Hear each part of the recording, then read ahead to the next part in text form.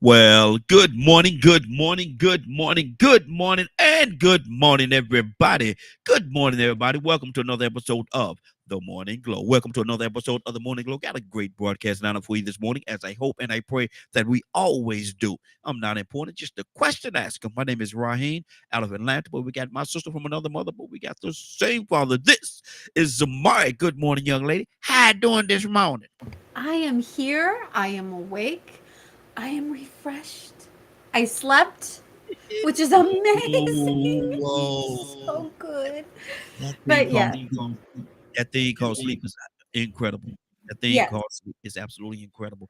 Um, Good to have you. Since I was going to say something about sleep, but I'm a pause on that because I got to go to my brother from another mother, but we got the same father, and this is Badger. Badger, good morning, sir. How you doing this morning?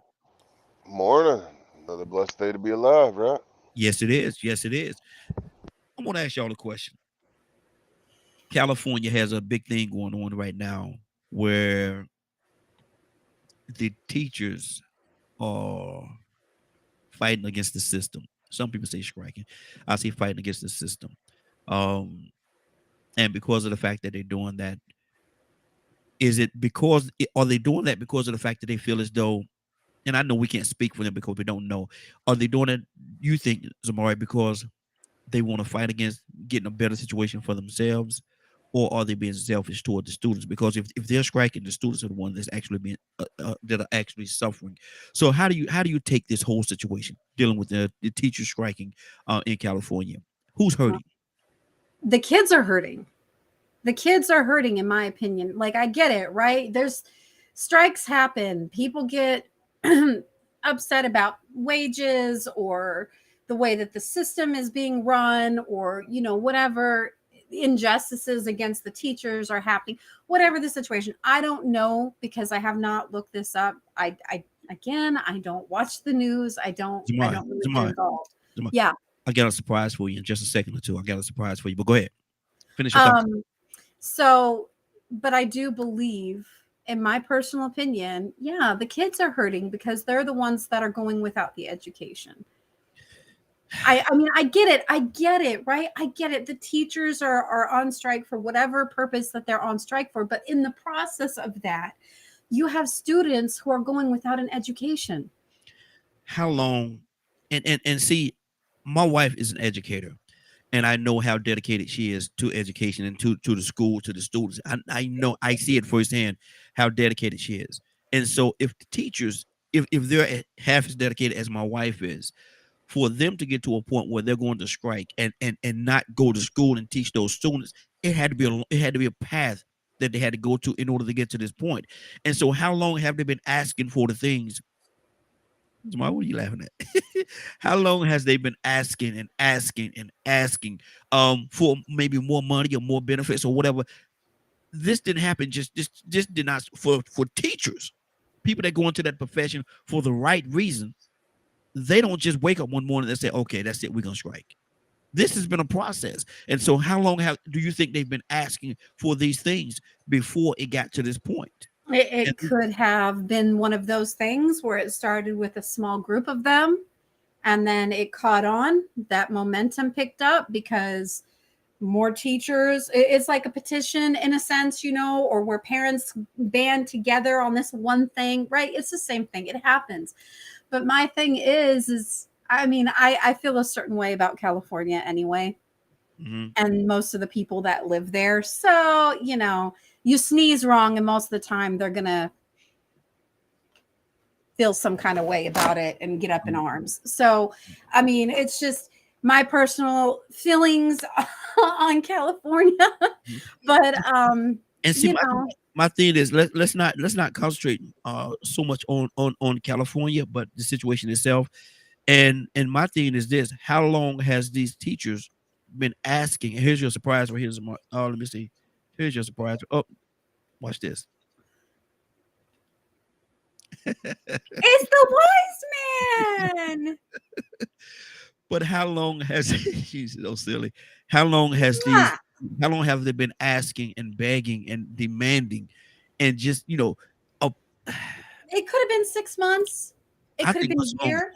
It could have been 2 years. I don't know, right? But I mean, and I get it. I get it. I really do. I get it because this is why we have union, Who's right? being selfish if they've been let's just put a window on, and I'm gonna go to Badger and want to go to Tucson as well. But let's put a window on this thing. Let's say they've been asking for this for 2 years. For 2 years, they've been asking, going to school, doing everything they're supposed to do, but they're still asking for it. They're asking for it. They're asking for it. Who's being selfish at that point? Them. Well, what are they asking for? Are they asking for a raise? Let's just say it is a raise, because we all know the teachers are underpaid, and so let's say that they are asking for a raise. They've been asking for this raise for 2 years. They've been asking for a raise for 2 years. Who's being selfish at that point? Is it the teachers that's being selfish, or the people that's not listening to them and meeting the goals, meeting what Yes. they need? Okay, so that's what I was going to say. At that point, then it's the ones that are overhead, the overhead, right? The Yeah. ones that are above them that are refusing to increase that pay. Thank you, sweetheart. Um, she got me my coffee. So, it's the ones who are refusing to increase pay for whatever reason they're not increasing the pay. I mean, it could be as much as their budget cutting, right? And then that's affecting the way that the teachers are able to teach, or the amount that they're able to give the students, right? So I mean, it could be a culmination of things, and I get it so much.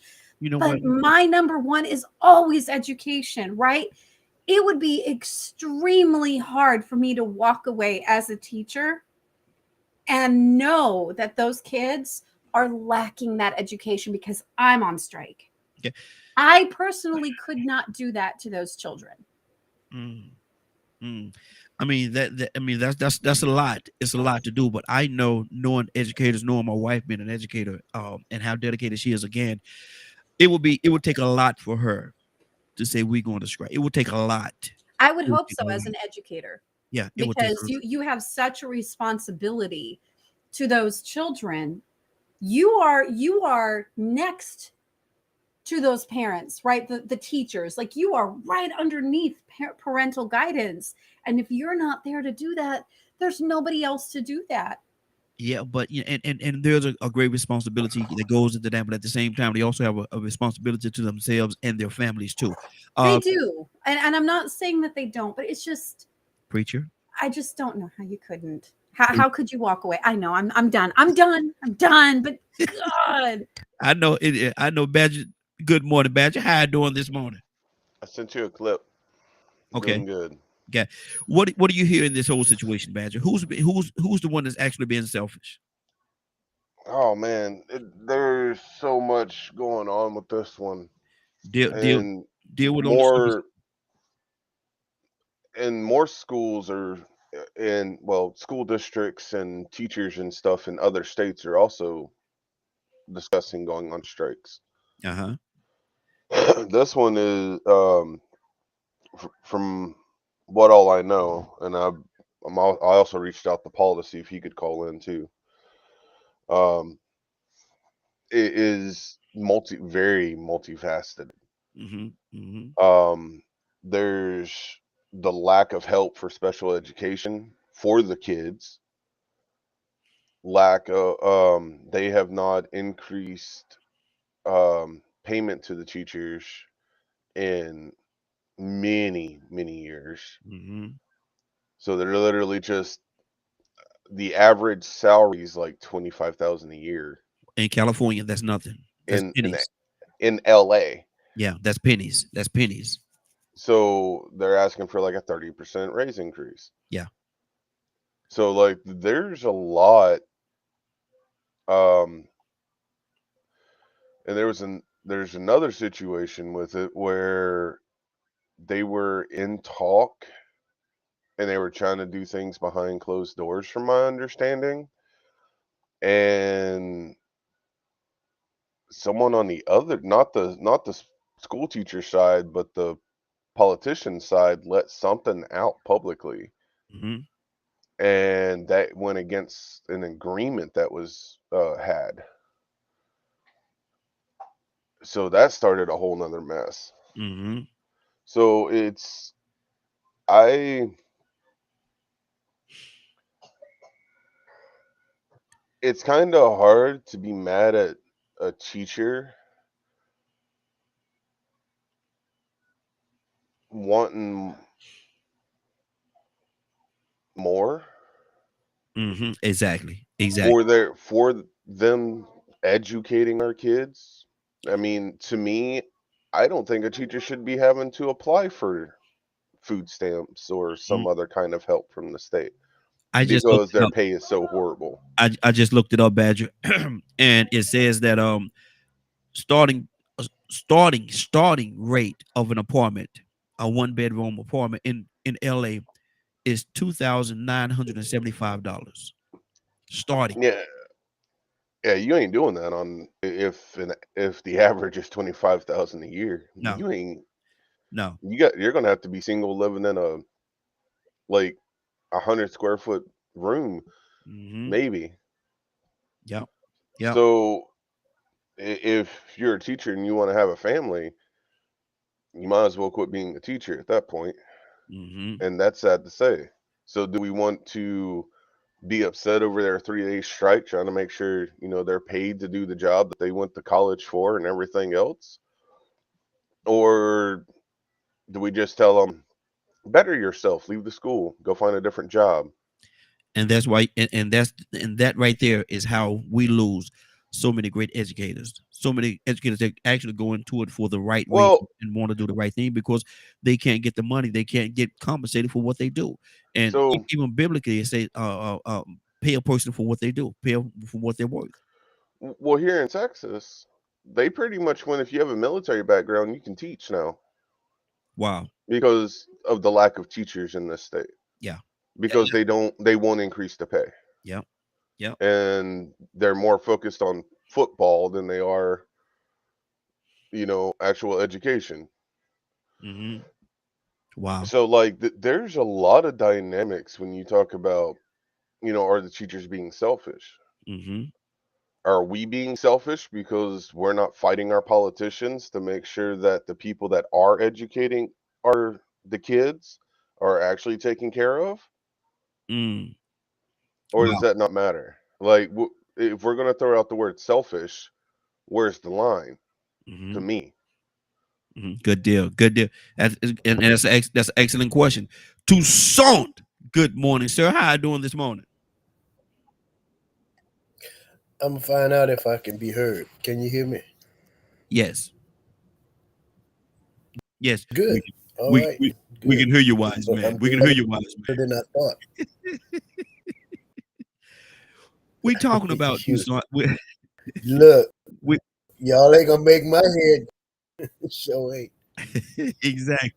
Go ahead, man. We're talking about the teachers. We're talking about the teachers in California, and they're right now they're rebelling against the system. Some would say they're striking because of the for whatever reason. I think it's more for more pay, and there's other things that our Badger has quoted that they're fighting for right now, but they're striking. And do you think that in them doing that, it's a selfish act? Are they considering the students and who's really suffering? Is it them suffering for not getting their demands for X amount of time, or are the students the ones that's ultimately suffering?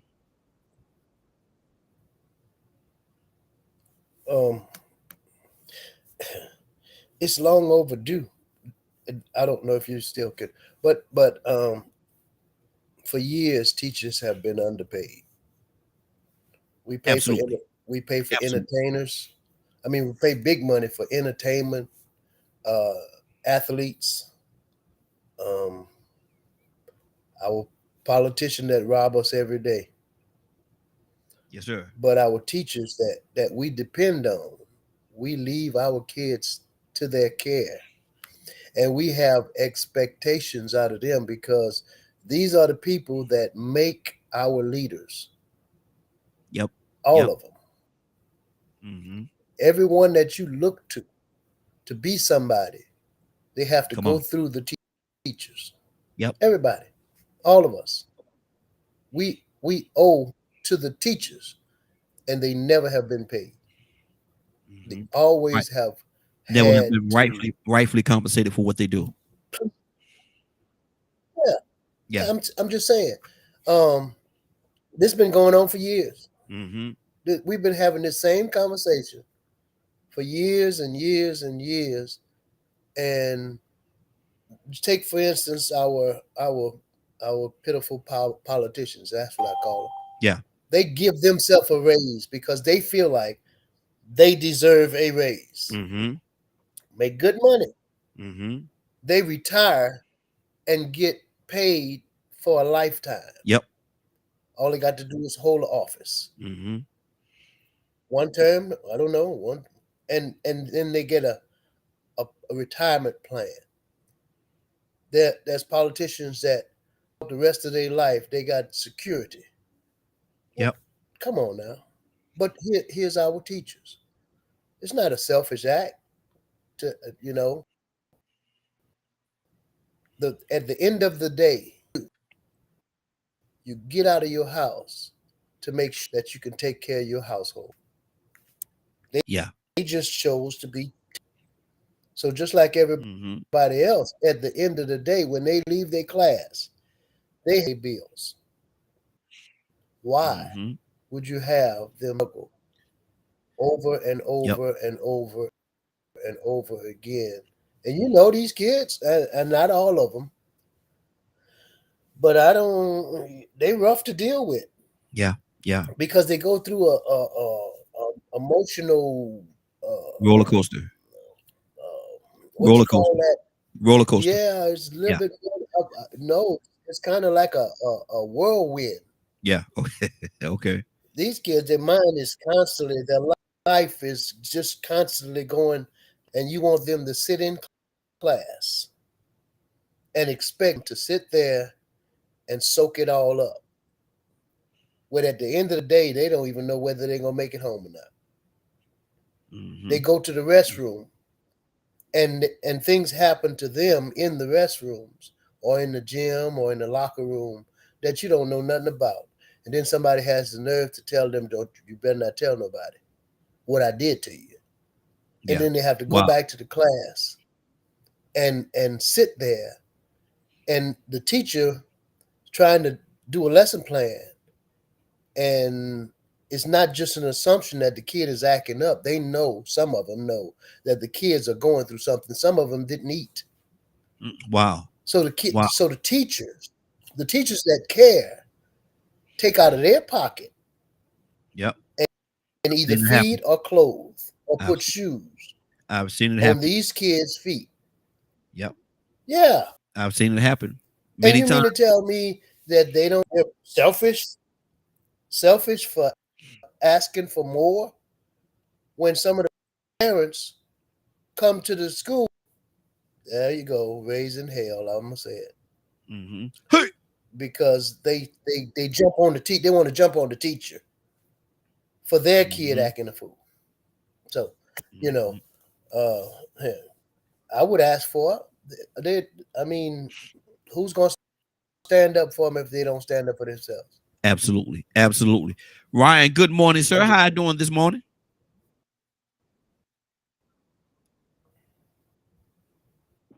I'm doing good. How you all doing today? Hey, doing good, man. Asking a question, man, and I want to hear your heart on this right here. We're talking about teachers, and in the state of California, they're actually rebelling against the system. Some will say they're striking right now, and they are. But at the end of the day, who's really suffering the most? Are they selfish for wanting more? They've been demanding this thing for years. Had nobody has met their demands. So now it's to the point where they're totally frustrated. They're striking. So are they being selfish? Yeah, Are they being selfish, or and ultimately who is hurting the most from this whole situation? Them or the students? I would say the student, simply because they're being sent to school to learn and they ain't learning nothing. You know, there's multiple facets of not learning nothing, but if the teacher's not there, then they definitely not learning. Because I don't know about you, but when I was in school, if you had a substitute, that was just like a free day. You Mm-hmm. really didn't do much of anything. Um, and I was listening to Toussaint, and I didn't quite catch the context of what he was saying as far as things happening in bathrooms and gymnasiums and things. But it brought back to my memory something that happened to me when I was in the inner city schools. And I really didn't learn much back then because every day was a struggle. It was a fight for me. Because, you know, being the sole person of my skin tone in the entire school was pretty rough. Mm-hmm. I didn't have many friends, and somebody always wanted to fight and test. And I remember, if I had my camera on, I would show y'all, but I have a nice scar that runs from my forehead up my scalp in about the middle of my head from standing at the urinal trying to go to the bathroom, and someone walking in the bathroom with a razor and cut my head open while I was trying to go pee. Wow. So that's the struggle of inner city schools. It don't matter what really race you are, everybody's fighting for something, right? Mm-hmm. But these teachers going on strike, yes, they deserve more money. That's an unarguable point to me. Mm-hmm. Wow. However, I'm catching feedback from somebody. Go ahead. I'm working on it. Go ahead. Okay.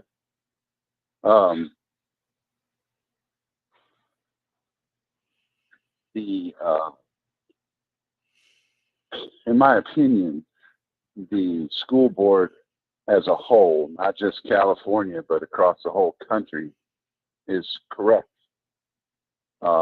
They get these tax dollars and they get these monies from the government, and they're not using it.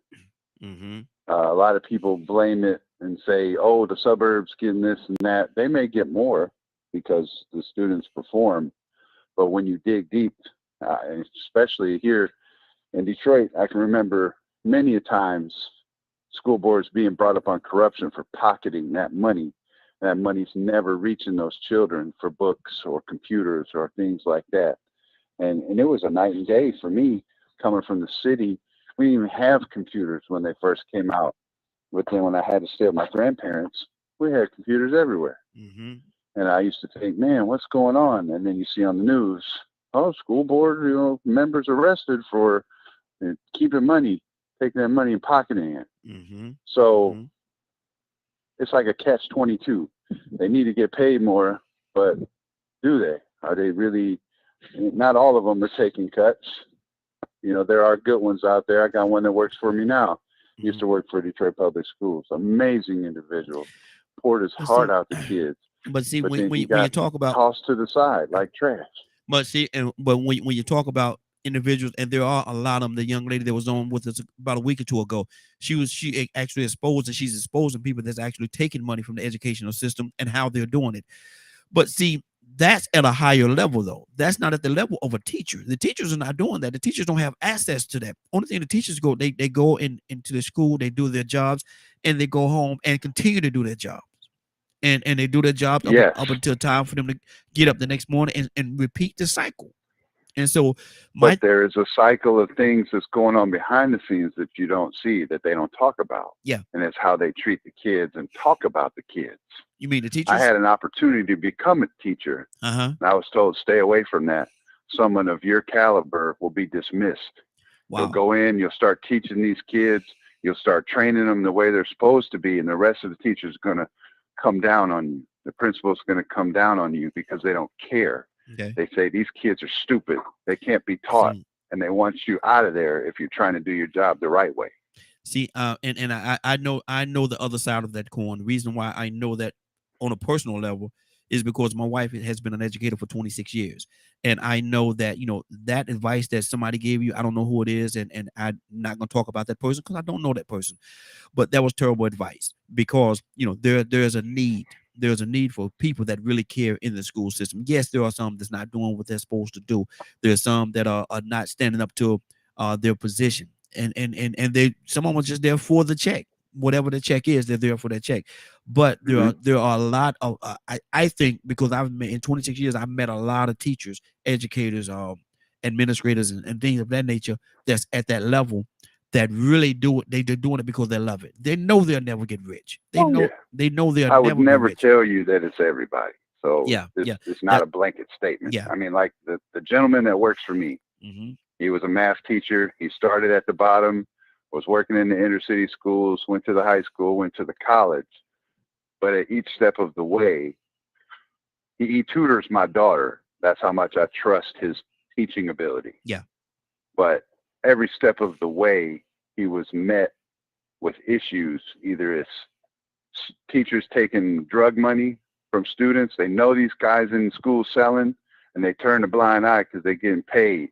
Mm-hmm. He didn't turn the blind eye. His car got shot up. Mm-hmm. See, Stuff like that happens. Yeah. You know what I'm saying? Mm-hmm. So it's a lot of avenues, just like everything else. Mm-hmm. Mm-hmm. Exactly. But and like I say, just like everything else, man, there's a lot of sides to this coin. There's not just two sides to this particular coin. There's many sides to the coin. But and Curtis said, yeah, someone was trying to, let me put it on the screen here. Someone was kind of trying to keep him away. Would have say you would have been a great teacher. I'm trying to pull up on the screen. There it is. Now I can read it. Yeah, someone was trying to keep him away. Would have been a great as a teacher. And so, yeah, they say Curtis saying that you would have been great as a teacher and somebody who's actually trying to keep you out of their classroom because maybe they wasn't doing what they supposed to do, and you're going to come in and shine a different light and let people see what the way it's supposed to be done. And so, I think you would have been a great teacher as well. I really do. But, I don't know if it's too late right now, but maybe you might want to think about that if that opportunity presents itself again. Toussaint, are you there? Toussaint, Yeah, I'm here. okay, what's on your heart, brother? Why are y'all camera off? Might be doing something. I'm busy ordering or trying to order some of my children's art right now. That's why mine is off. Okay. Go ahead, Toussaint. No, there's a lot of people that just don't want the hassle of going through the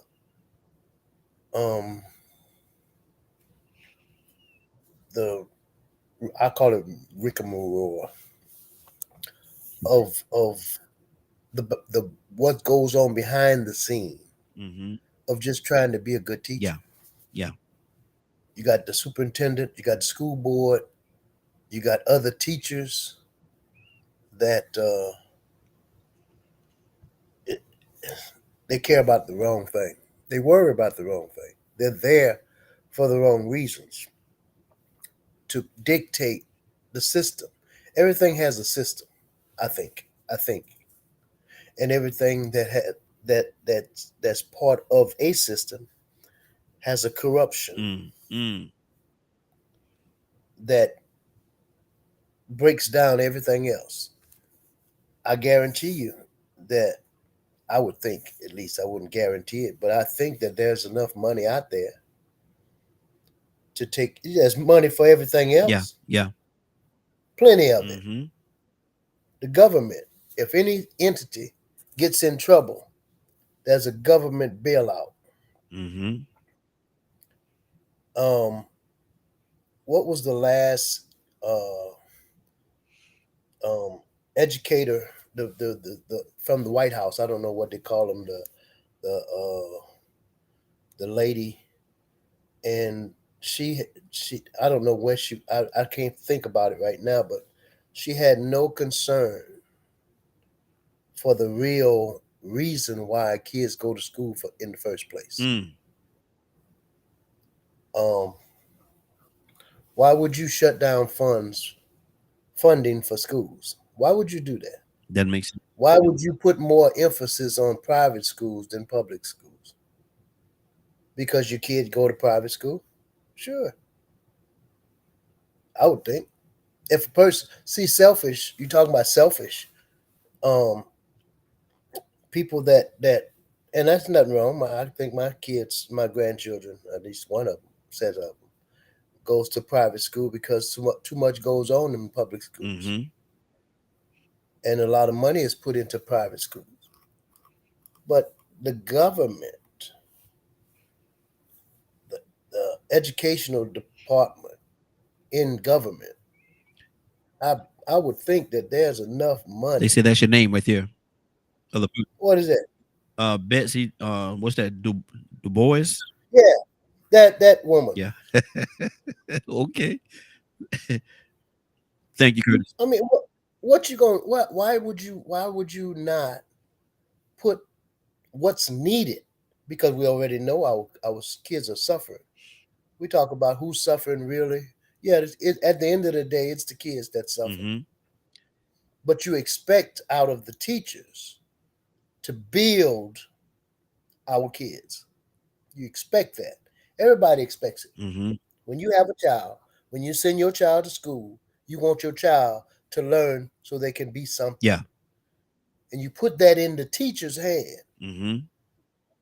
But the teachers, I don't know if the police make more than the teachers, but it's close first and second. It's a close first and second, bro. It's a close first and second. Yeah. We depend on people. The people that we most depend on, we pay the least. Mm-hmm. And then we'll go, and we don't cry about it. We don't fuss about it. When we go to basketball game, football game, baseball game, hockey, whatever sports arena you want to go to, we don't even argue about the ticket. Yeah. Yeah. We want a first row seat. Mm-hmm. We go to Disney World and spend more than we do in a year in education.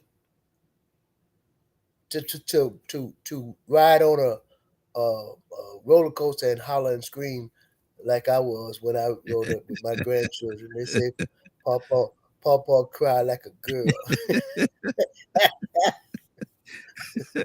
They look at in that instance, they was not wrong, huh? But you know, our kids are suffering and we know it. We know it. We say, what you learn today? Nothing. They don't tell you nothing. But you know they didn't learn nothing because they got to go to school and fight. Exactly. So anyway. Good deal. Zamar, what's on your heart? We're gonna stay here till at the top of the hour, then we're gonna switch up to it. We're gonna have a couple of topics today. But Zamar, what's on your heart, sis? I was just thinking about this whole thing, right? And we're talking specifically about California, right? About this thing that's happening over there. You know that there are, just stepping away for a moment from the educators, there are nurses who go to school, get their education, work in the system there, and they're sleeping in their cars with their kids. Yeah. Because they can't make an affordable living. So it's across the board. There's something. It's not just in the educational system with the lack of pay for the teachers. There's something really wrong with California as a whole, where their individuals are not getting paid the wages that they should get paid. Mm-hmm. I mean, I'll just say that, but I still do believe, yes, that it is the children that are suffering due to this decision for them to step away, to go on strike. And again, like I said earlier, if I were an educator, it would definitely be a very hard decision to make, to do that. Mm-hmm. And that's my son. But it's at the end of the day, just knowing the type of individual that I am, I don't think that I could step away from that classroom and allow those kids to suffer. I don't think I could. See, and that's very commendable. And I believe you when you say that. I really do. But at the same time, you have to, if totally different subject here, but if your bully come, you go to school every day and a bully hits you, there's gonna come a point in time where you have to do something to stop that bullying from hitting you. And if you're asking and you're asking and you're asking and you've been asking for 2 years or more, we need more money. We need, we can't make it. And I showed y'all what I told y'all. I pulled it up and they say the rent starting is almost $3,000 in California for an apartment. Yeah, almost $1,000. It is. And so it's very expensive to live there. We have actually one of our closest friends lives there, and he's trying to get out. Yeah. Because it's so terrible. It's so awful. And he makes an amazing living. Yeah. But what they get in terms of what you pay for a house there, he could get triple here. Yep, exactly. Exactly. So there's just something wrong there. Wow. And that state in particular, I think, just with the way that everything is done, it's so off scale, in my opinion. It's been a ship that's been going in the wrong direction. The ship been sailing in the wrong direction for so long. It's hard to get Yeah. it back on course right now, and everybody is falling victim. And see, you got to understand, California has so much. Charlotte, North Carolina. I remember I grew up in Greensboro, North Carolina, which is an hour from Charlotte, and I used to go to Charlotte all the time. But and Charlotte was and I'm sure it's still a great city. But my thing is this: when they started getting those professional teams, they started getting a football team, basketball team, all these professionals athletes. A team started coming to Charlotte, and then all these big enterprises and all this stuff started because of the fact they had this stuff. They started coming to Charlotte. Charlotte, the city, grew faster than the people, and a lot of people fell victim to that monster. A lot of people fell victim to the monster, and you sit there, and they had to leave because the prices started going up because you got all this stuff going on. California has had these things, got many teams: football, baseball, soccer, basketball, all these different things, all these great companies and all this stuff that's in California. And so, when the more money is there, they're going to charge you more. And if you can't afford it, then either one or two things: you're gonna stay and be homeless, or you're gonna leave. Yeah, you're gonna sink or swim. Yeah, I mean, absolutely. that's the Absolutely. mentality that they have there. But it's just, Absolutely. it breaks my heart. Uh-huh. It really, really does, because I understand where the teachers are coming from, but I also understand it. It's like, to me, because these teachers, every teacher that my children have had, most of them, with the exception of like one or two, but they always refer to their students as their kids, my kids. Yeah. Yep. And in my mind, I wouldn't hang my own child out to dry like that. Exactly. And that's where my mind is with it. You call these children that you're teaching for an entire year of school your children, but you're leaving them out to dry because of this other thing. But I get it. I really get it. But as a mom, As a mom, just let's couldn't. let's do it there for a second. As a mom, you go and you say that those children in that class, and we got to go to Toy You with a T as well. But you go to the class and you say, "These are my children. These are my children," and I'm sure they mean that. But then they go to the actual home, and their actual child don't have the things that they need. And that's true, because I know a lot of these teachers do come out of pocket, and what they are allotted for the school year to pay for whatever it is they need to pay for their classroom does not cover it most of the time. No, not at all. Not even a fraction of it, really, which is why they're always asking for donations, why Yep. they're always asking for that money throughout the year. But boy, let me tell you, when you've got 3-4 kids in school, that's a steep price. Yeah, It exactly. adds up really fast. Exactly. But I mean, I get it. My heart goes out to teachers, and I always give my children's teachers the respect that they deserve. That's good. And if we can afford it, we help. If we can donate, we do.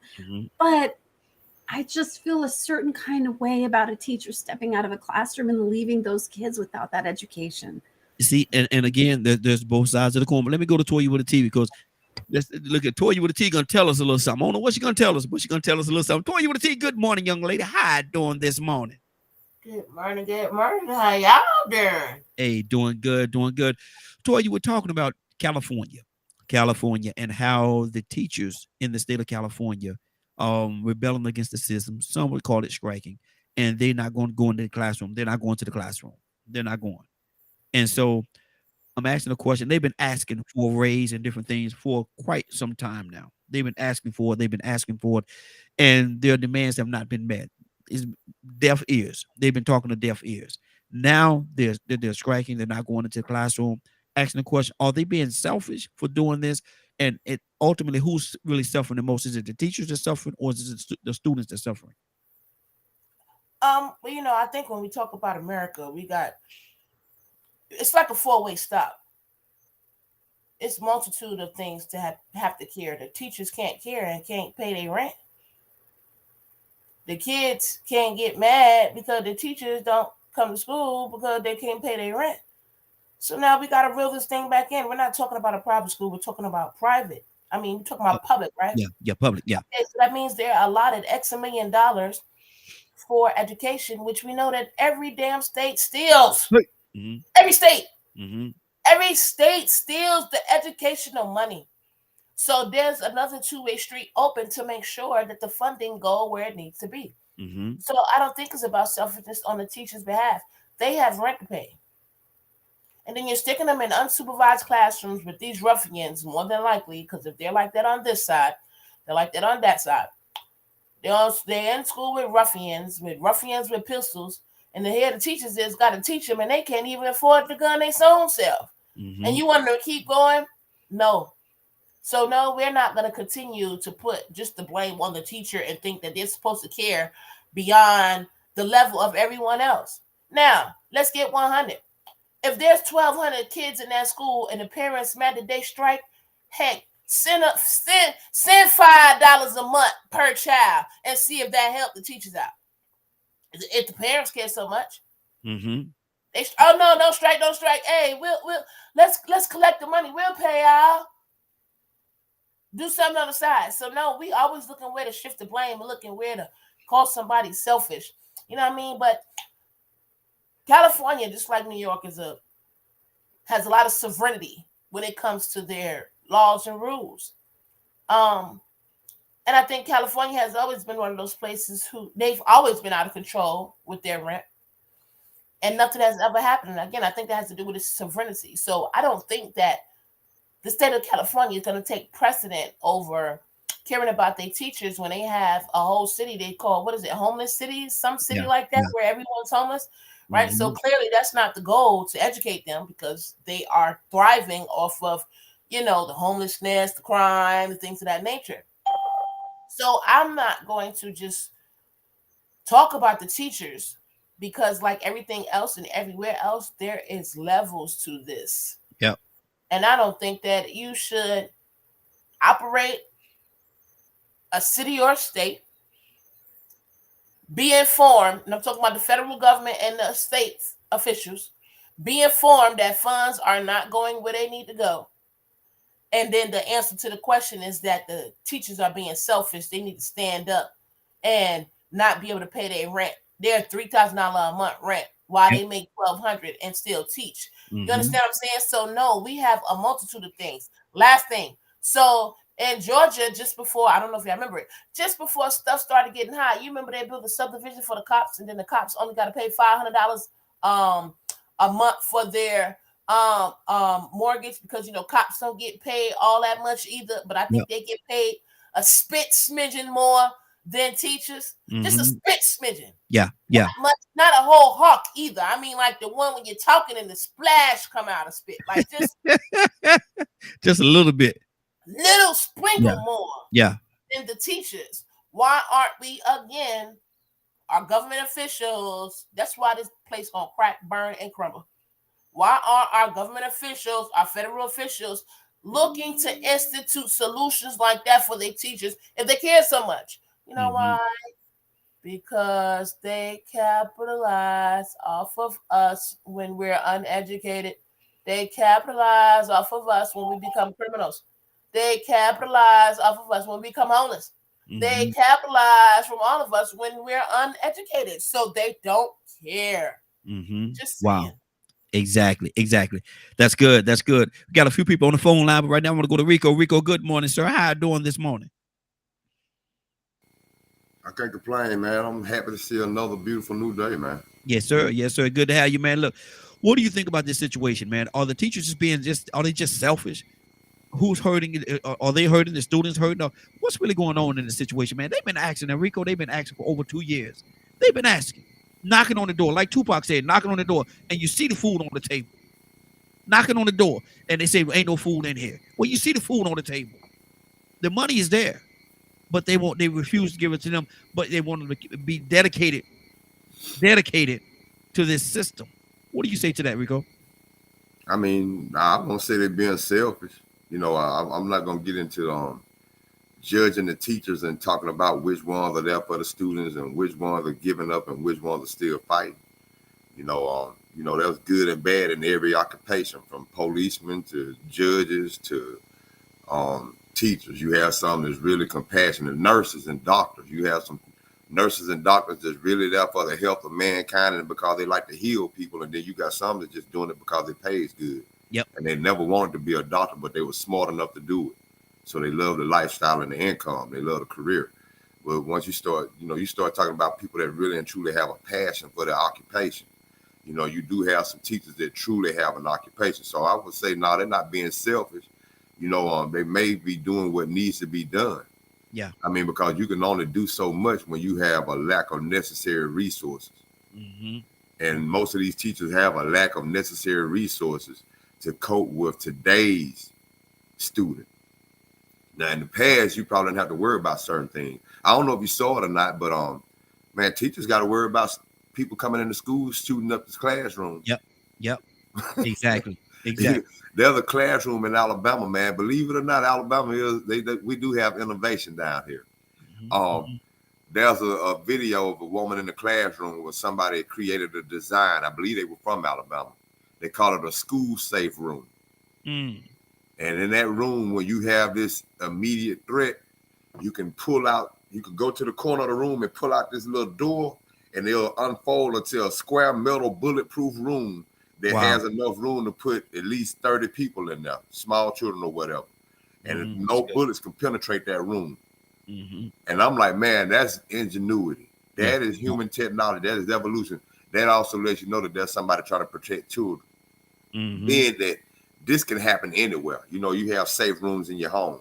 But somewhere somebody's thinking about the children to even come up with that innovation for the schoolroom, the classroom, because they want the children to be able to learn in peace and not have to worry about outside interference or extreme situations like what's going on. But that's what these teachers have to deal with.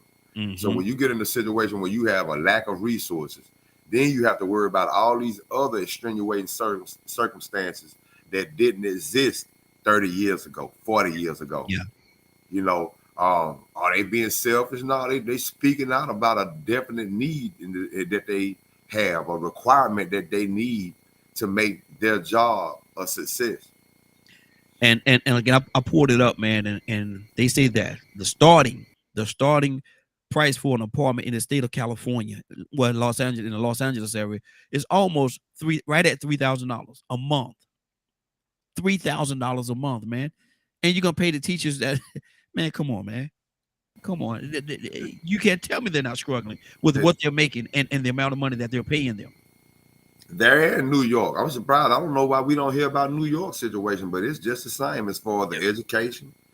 And the rent and the quality of police officers. I mean, I don't know if y'all see the video of the police officers watching stuff go down and are trying to apprehend criminals and getting beat up on and whooped on, and they just giving up. They don't even try to chase after them no more. Mm-hmm. I mean, it's a lack of quality in these necessary positions of what people need to be qualified to do the things that the public needs them to do.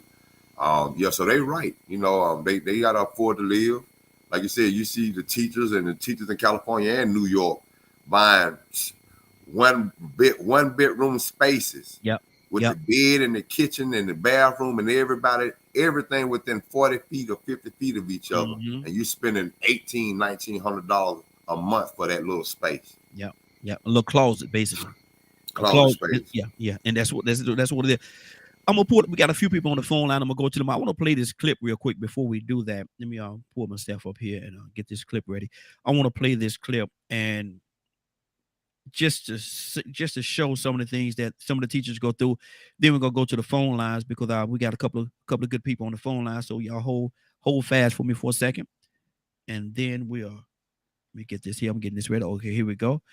I want to play this clip. This is actually something that happened here in the state of Georgia, actually in Decatur, Georgia. Y'all probably saw it on the news where they say the teacher went crazy on the students. She didn't assault them, she didn't hit them or nothing like that, but she was a little verbally abrasive. But let me play this for you all here and pull this up full screen here.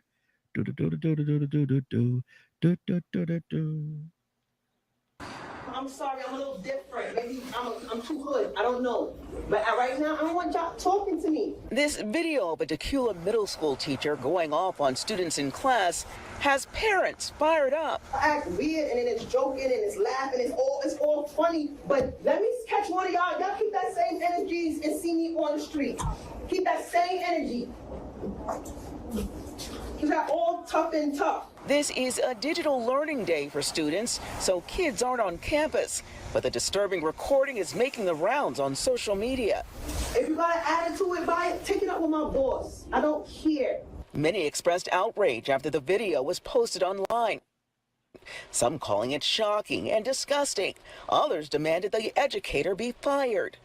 A parent of one of the students who recorded the incident during class Thursday shared the video with Fox 5. Tell you how I'm feeling.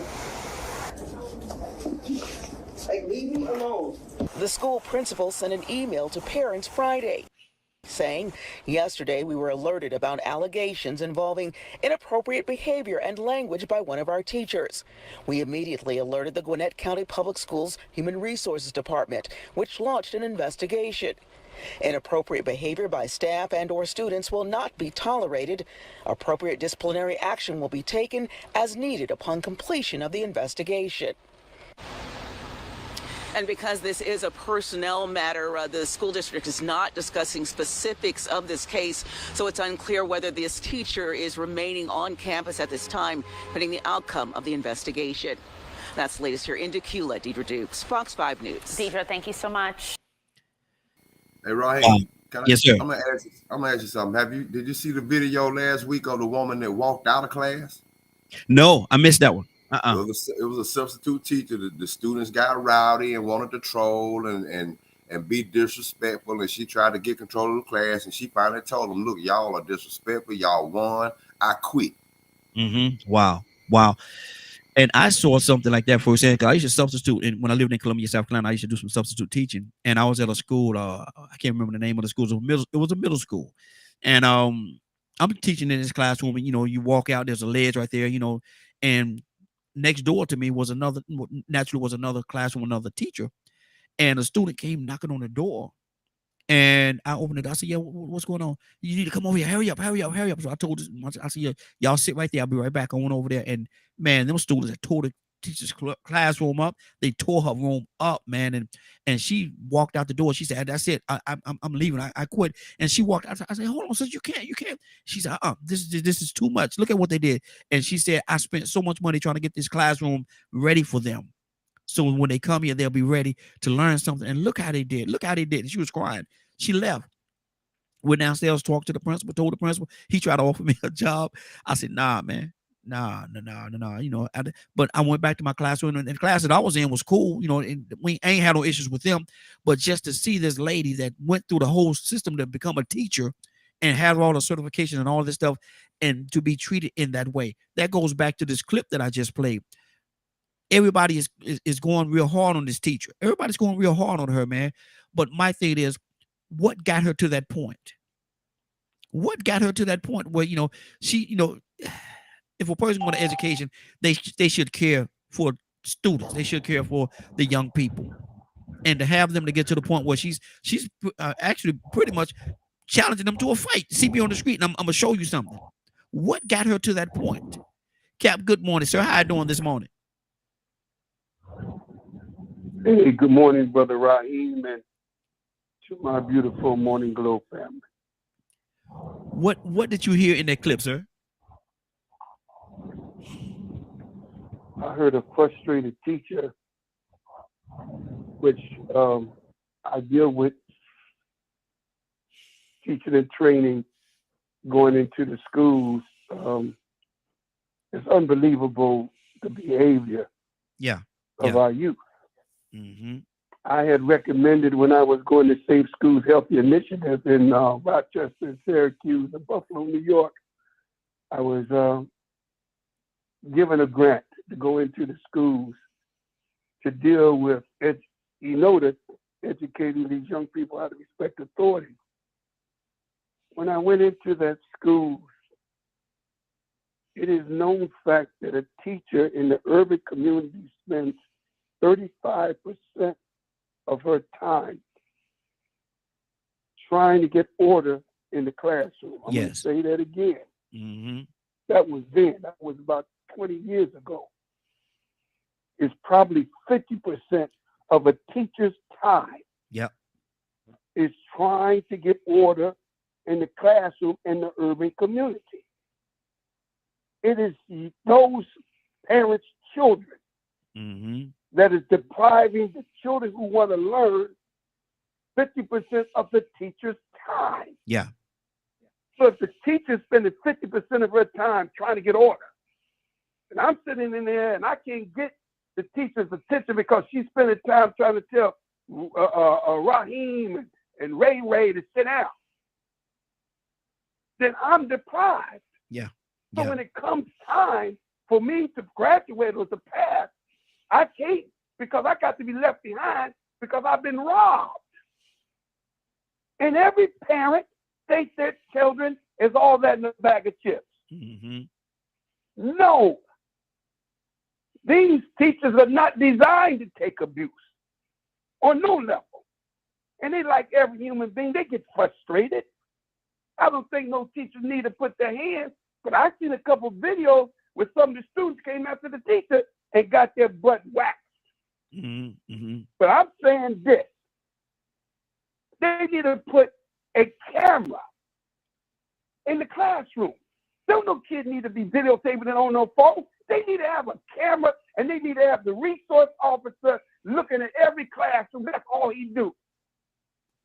And when you see something out of order on that camera, come to that teacher's aid and then bring that child to their parents and play the video and say, ma'am, I want you to look at your child. Yeah.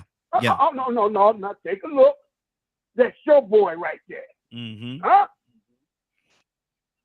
Yep. Take a look at it. Now, ma'am, if you want him to continue to be in this school, then they better correct their behavior. Now, if the parent can't say nothing, because you got a video on them. Yeah. And the video is good to protect the teacher as well as protecting the students from the teacher. It plays both roles. We can solve it. It's very simple. You got to put better cameras on a police officer to be able to get what you call transparency. I'll put a camera in the doggone classroom. And I bet you all that will come to an end. No, man. Teachers are frustrated to try to teach a disrespectful child who comes from a home of no respect. Yeah. That ain't their job to teach the child how to be respectful. That's the parent's job. And they have failed in their responsibility. And you send them to school, and the teacher got to deal with it. And the teacher got to get less money than a ball player. A ball player could make more money than a teacher. But if it wasn't for a teacher, there wouldn't be no ball player. What kind of madness is that? Yeah. It don't make sense. Exactly. And you're trying to make sense of nonsense. You can't make sense of nonsense. No, man, I'm down with the teacher. But I guarantee you, if you tell the parent, if you didn't have no camera on them, no, not my child. My child. Man, I know you're going to say that. Come in, Aubrey. Let me play the clip. Yeah. That your boy smacked somebody upside the head? Is that your boy cussing the teacher out? I don't know. Is that your son? I don't know where he got that from. I sound like Rico now. Rico showed me the picture. I don't know what the bottom line is. No, man, they frustrated, brother. Yeah. They're not getting paid, and then they got to take insult. Man, they're human beings like everybody else. Man, I'm telling you, I was in the Coliseum. Oh, man, I went into one classroom, and I thought I was stepping in a prison yard. The girls was braiding up the girl's hair. The teacher tried to get on, and God knows, and I used to be that way. Come on. Now, two-sided to tell you, we couldn't wait to have a substitute teacher. Yeah. Oh, Lord. We got a substitute teacher? Please. We off the chain. It ain't too much different. Yeah. It's just a little bit more violent now. That's what's on my heart by you. Good deal. Good deal. Curtis, good morning, sir. How are you doing this morning? Morning, Raheem. Morning, Glow family. How my people doing? Hey, doing good, brother. What did you hear? What did you hear? First, let's deal with that clip itself. What did you hear in that clip? Because a lot of people are coming at that teacher like she was so terribly wrong, and what she did wasn't right. But what got her there? I ain't gonna say it wasn't right. You know, when these kids got this idea that they can operate in adult spaces. But whatever reason. You gotta understand when you're trying to operate in an adult space, and you run up on an adult of good sound mind and body, you keep pushing. It's like anything, pressure busts pipes, man. You know what I mean? And Cap is right. It's an easy fix. The school districts, the school systems can fix that easy. But you got governments that's constantly cutting monies towards these students in these schools. Stealing money. You're asking the school system to do more. You're asking the school system, which includes the teachers, to do more with less money, with less overall money. Not to mention, when you look at county versus city, if you look at home ownership, that's where I'm going, sweetheart. If you look at home ownership as opposed to a renters community, a lot of schools are funded by property taxes. So if you got communities where you got a bunch of slumlords that barely pay their property taxes, the school is not getting properly funded anyway. Then you got a situation where the school is being funded on a false balance, like the news. So you might got a district in a school system. You might got a district in a school system where, for example, one district is excelling at a high level.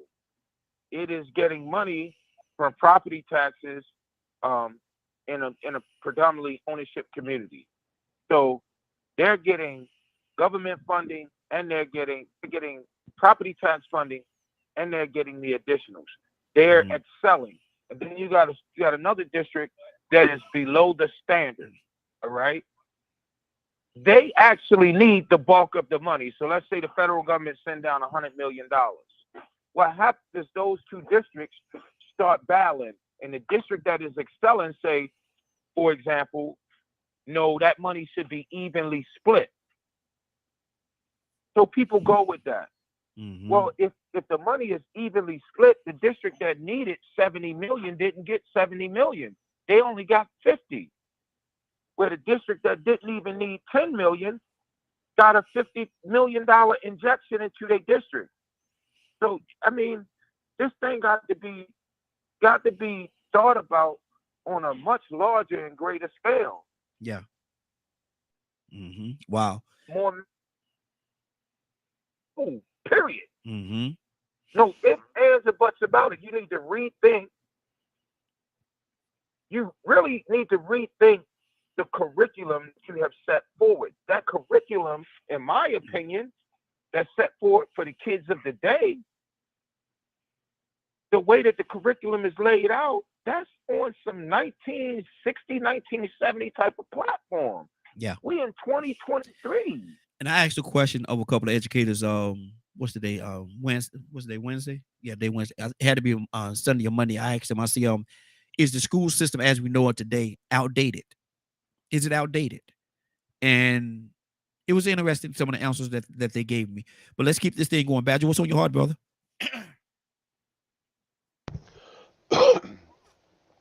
Talking about this whole thing about teachers, you know, I'm actually happy that they went on strike, and teachers are finally standing up,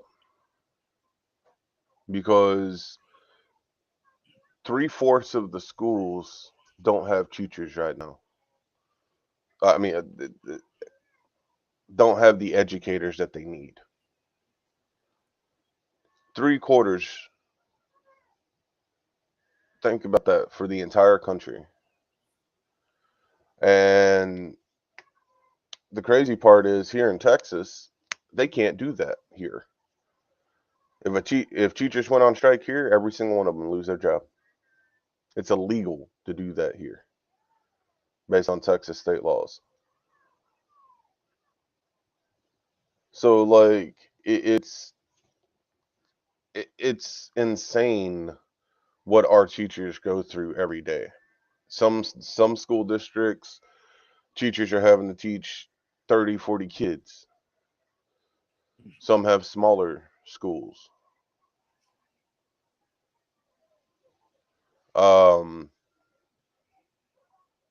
It's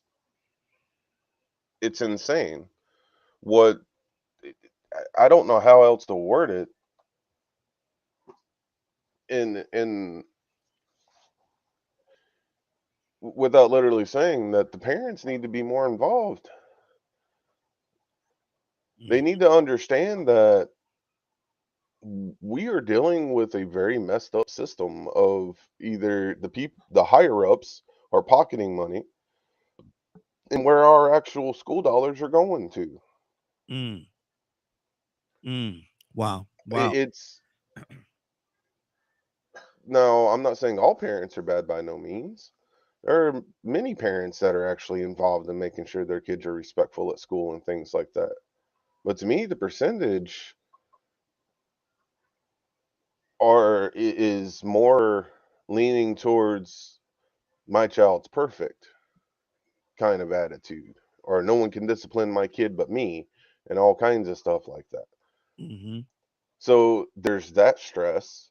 There's the stress of how are we going to get more educators in the system to help make sure that the classes get a little bit smaller so the teachers can have more one-on-one time with teachers. And how are they going to do that? Well, they need to deal with the state, deal with their local government to make sure that their raises are put through, because their pay is not matching the inflation. It isn't. Wow. And we talk about this quite often, and that's the problem. Is you got to stop the inflation and increase people's pay for things to start balancing back out. But they're not going to do that. Every time you increase pay, everything else is going to go up. It wouldn't surprise me that these teachers get a pay increase and then everything else around them goes up again. They're going to be stuck in the same boat. And that's going to be a vicious cycle that we all have to deal with. And the stuff in California, if I'm since Paul's finally tuned in, he can correct me if I'm wrong on this. It ain't just teachers that went on strike. It's also healthcare people. Because they ain't getting paid fairly either. The ones that take care of our kids. The health professionals. Wow. So like, it's a disturbing thought that the people that we like other people on here have been saying, the people that we rely on that help us take care of our children are struggling as much as we are, if not more so. And then we're wanting to get mad at them because they're wanting to go on strike to not only make sure they're getting taken care of, but if they get the pay increased, guess what? Just maybe other people would get more interested in becoming a teacher instead of the stigma of, if I become a teacher, I'm not going to be able to survive on the pay. So why would someone want to be a teacher in this day and age right now? Why would someone want to be a teacher knowing that if they want a family, they're not going to be able to take care of their family on a teacher's wage? Good deal. There's a lot of layers on here, and like Cap said earlier, man, when he said, they should be paid. I ain't gonna say like an athlete, but they definitely should be paid more for what they do. They should be paid a lot more for what they do and for the situation that places them there. Because this young lady on that clip, man, she was totally frustrated. She was absolutely frustrated to the point where she was ready to fight one of her students, one of her babies. She's ready to fight him. That's a lot, man. Leonard, good morning, sir. How are you doing this morning? Good morning, Raheem, in the Morning Glow family. Leonard, what do you hear in this whole situation, man? I played that clip. I hope you was able to hear it. What did you hear? What did you hear in that? It's definitely a teachable moment. However, when we talk about issues like that, it's not related to teacher pay. You can raise pay all you want. That's not going to solve that issue that you got in the classroom. So I'm all for raising salaries, but not as a response to what we listen to. There's no data that says just because you raise the teacher pay, the rest everything else improves, because it doesn't.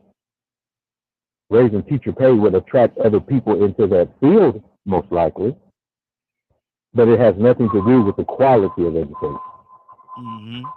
And people for too long, I'm glad Captain D said it, because for too long you blame the wrong people instead of blaming your children. Wow.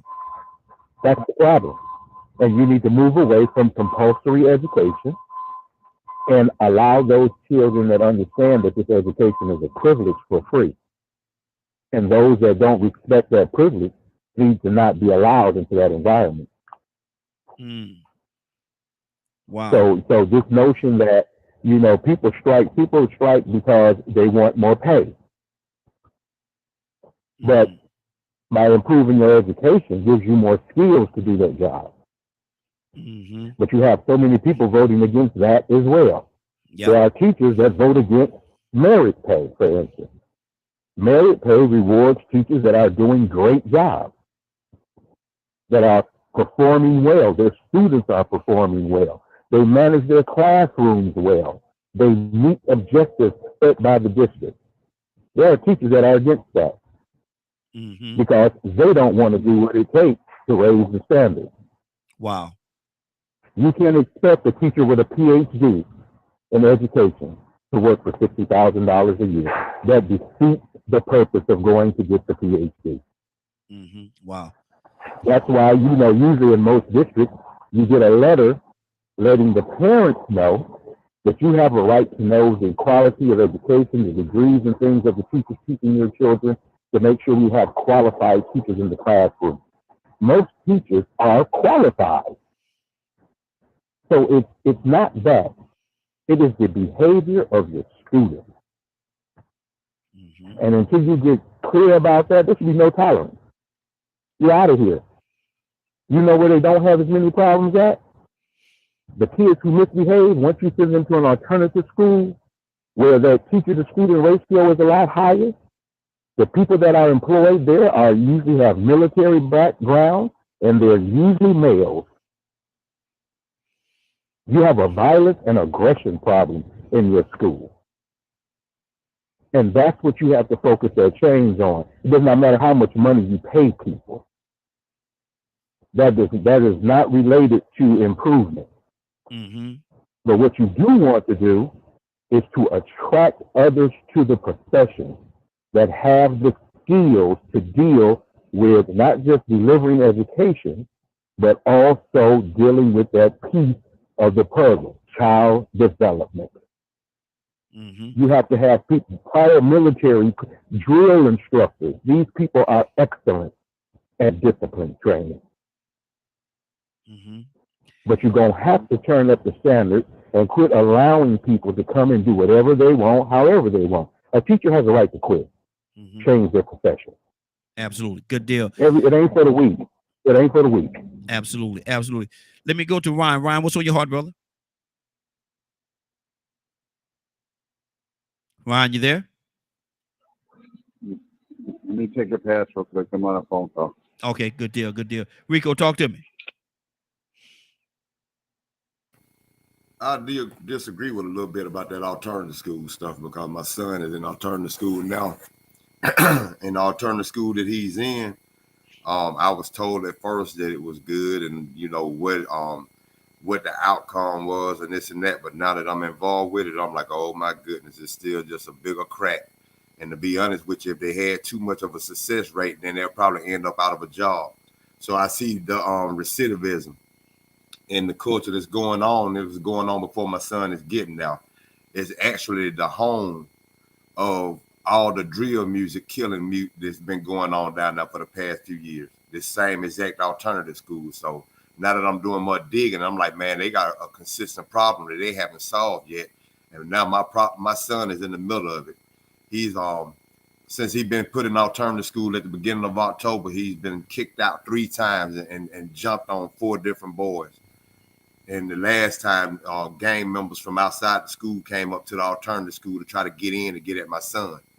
And when I tell you the principal is worse than the principal at the school that my son just came from. But in some cases, I see that it's a case of frustration.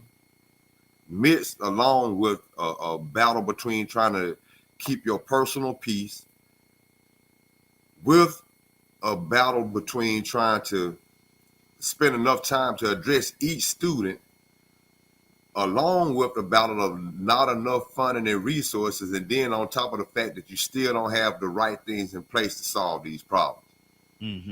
Because I see the issue with, as far as the behavior part and the teachers not want to deal with these students, that is a parental issue, but I'm finding out now that the parents aren't really being held accountable the way that they should. Yep. With truancy laws, I mean, really, if they locked up parents for things like this, with their behavior and their neglect, they would discover the problem with this behavior that has become common. You see viral videos. I said viral videos consistently of all types of violence and misbehavior going on in schools, and teachers being terrorized and jumped on and beat up, But now, if you would have just want to stick to the funding, that's the reason why teachers deserve more pay. Because they're putting up with a whole lot more of that crap right now, from alternative schools to regular school, public schools, you name it. But I like what Curtis said, man. Curtis went in the right direction, because based off what he was saying about California, that is mainly the root of most school systems problems, is the fact of the funding and the local funding. You got every school that gets state funding, and some of that is based off testing and this and that. But the states, they have to split that funding amongst every school. But when you get a community of people that's organized enough to know that I don't like the way that the direction of this system is going, I don't like the direction this city is going. My money that I make is not being taken care of properly. Y'all not looking out for me. We fixing to move. Boom. You go to another school system. You annex yourself out of a system and build another city, and now all of a sudden the school system comes behind it. Now these parents that own the homes, that own the businesses, that prosecute and defend criminals, the ones that patrol the criminal, they move over here to this low crime area where everybody owns their homes, and you have homeowners organizations, and they invest into the schools more. Yep. Now there's some things in place where people want to say, well, hey, that money that y'all put into those schools, we think that should be split amongst the other schools in the region or the district also. No, we don't want our money going over there to help those children that turn out to be super predators. Don't that sound familiar? We don't care what create the super predators. We just want to get them off the street. So the money that is there is underfunded, and the little funding is there. Somebody's stealing it and misappropriating it, mismanaging the money. So you got all this corruption because people are still greedy. To be honest with you, man, whether we want to admit it or not, Cap said it a second ago. We've been trying to make sense out of nonsense for the longest. The minute we got out from under God's purpose and got under the purpose of money being everything we need to survive, then we got manipulated into this nonsense and we made it normal. We made sense out of it. And now everybody needs this man-made, created dollar that we trade with to survive and make everything function. And in the process, they leave gaps and they leave things wide open for the dilapidation and the deterioration of the family, again, for that same green thing. Wow. 508-924-3521, 508-924-3521. And you're absolutely right, Rico. Everybody, the folks, they've lost focus. Focus has been absolutely lost. And so you have a great point there, man. Tucson, what's on your heart? I'm just disturbed. It's like we done gone far off of land in the raging sea, and we don't know how to come. It's just we just so far out, and you kind of try to navigate your way, but you don't know which direction to go, because if you look at the core, and you say, well, what about, somebody said, well, what about our kids? That depends on who kids you're talking about,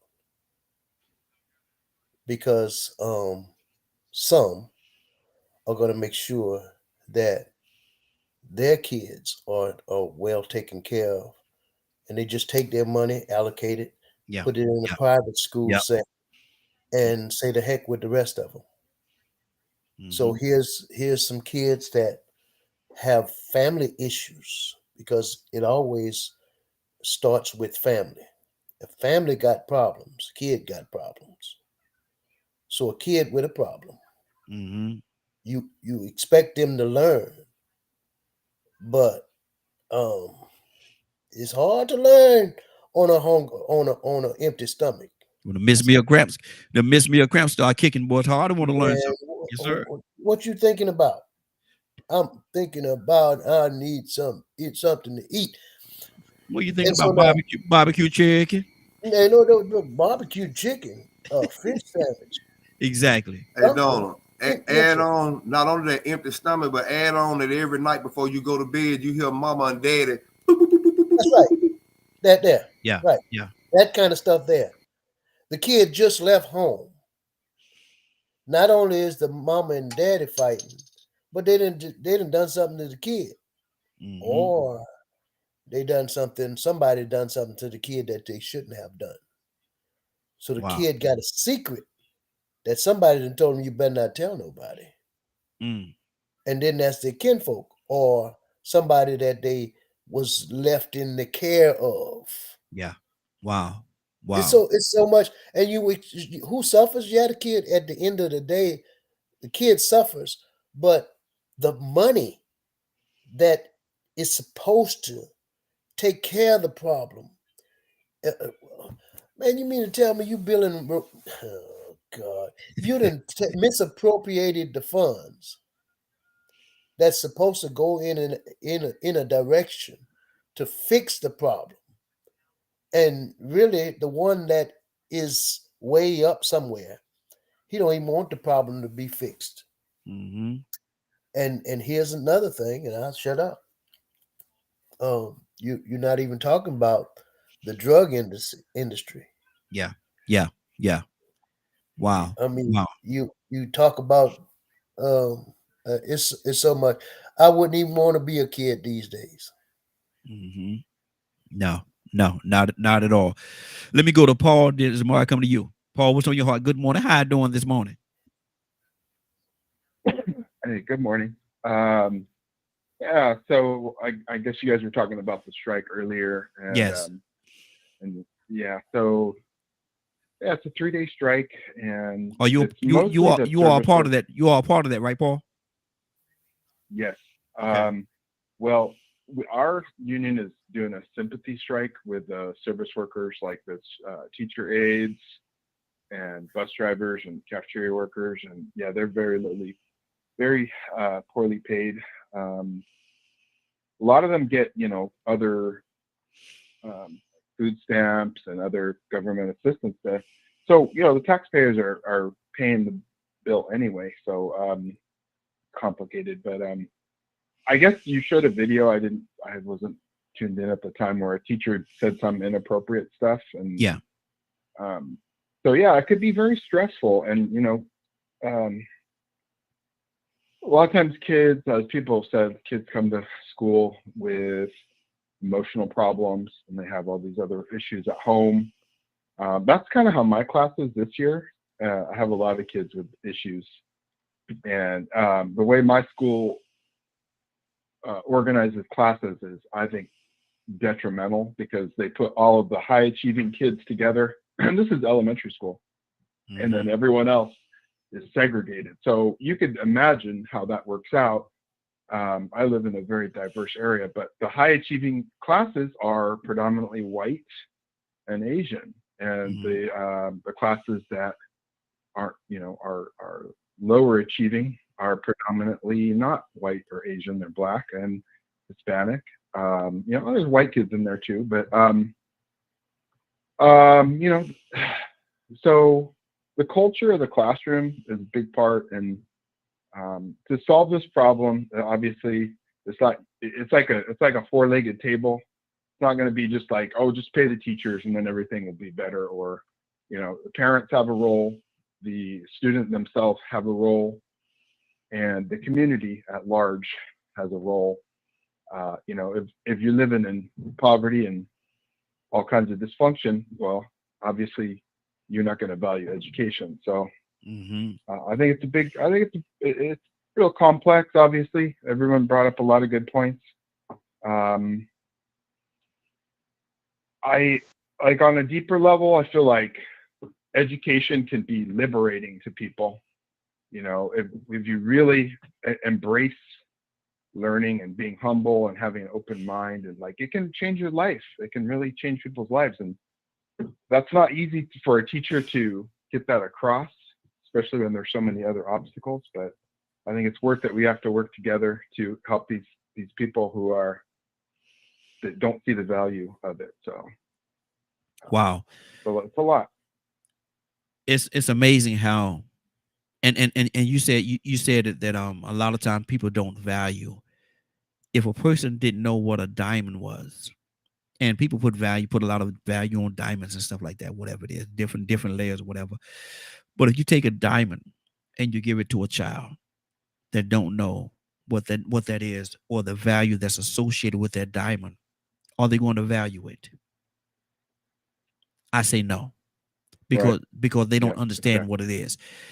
We have to make sure that they understand what education is and what it means to them, their lives, their surroundings, the community, family, or what have you.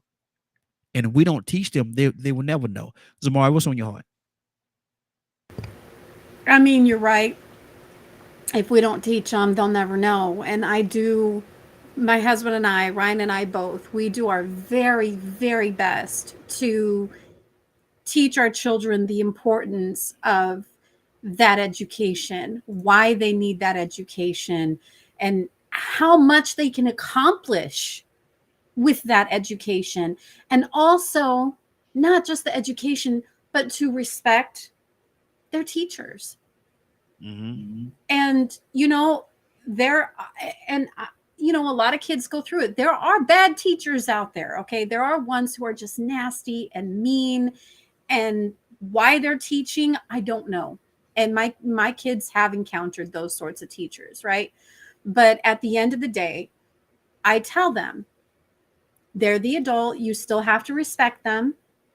You know, just do what you need to do. But obviously, if there's anything that's out of turn or that I feel is unnecessary or not appropriate in the classroom, yeah, I'm emailing somebody.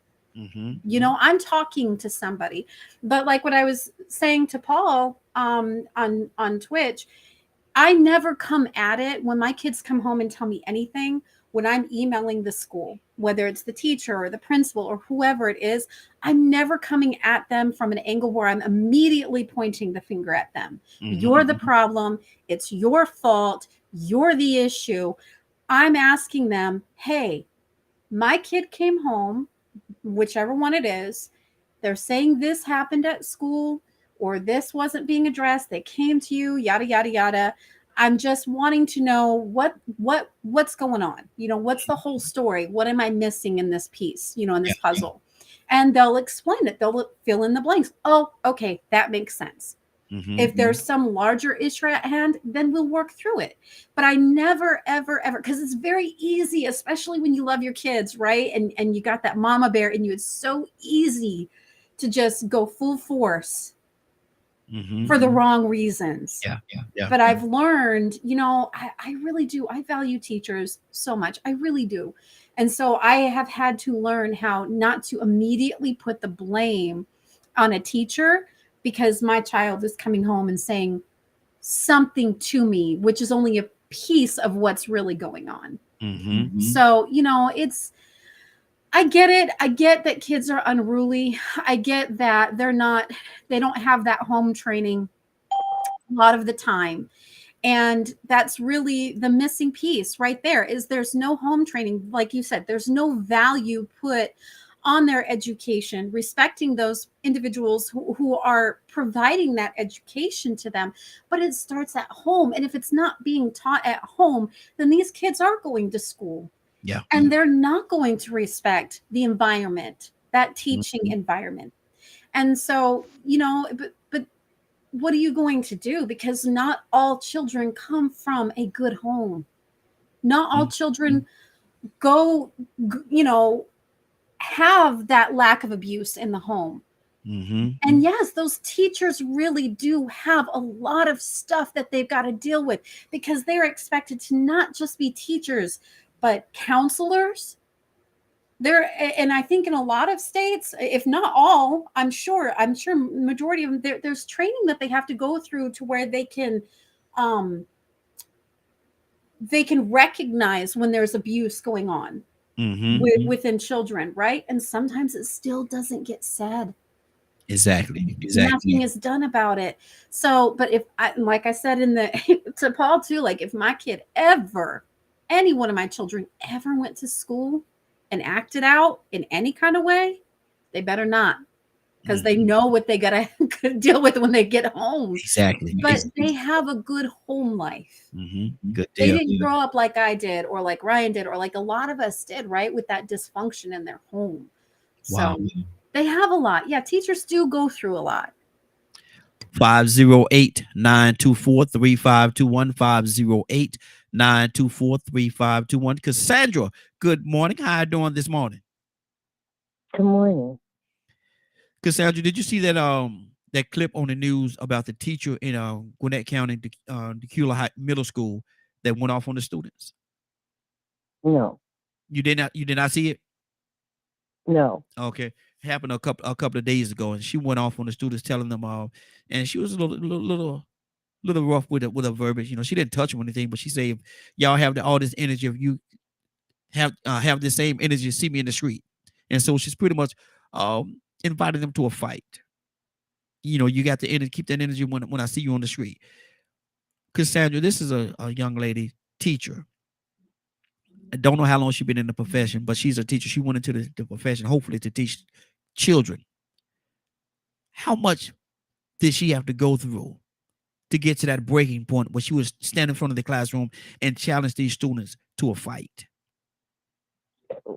Well, boy, I taught for 17 years. I can tell you, oh boy.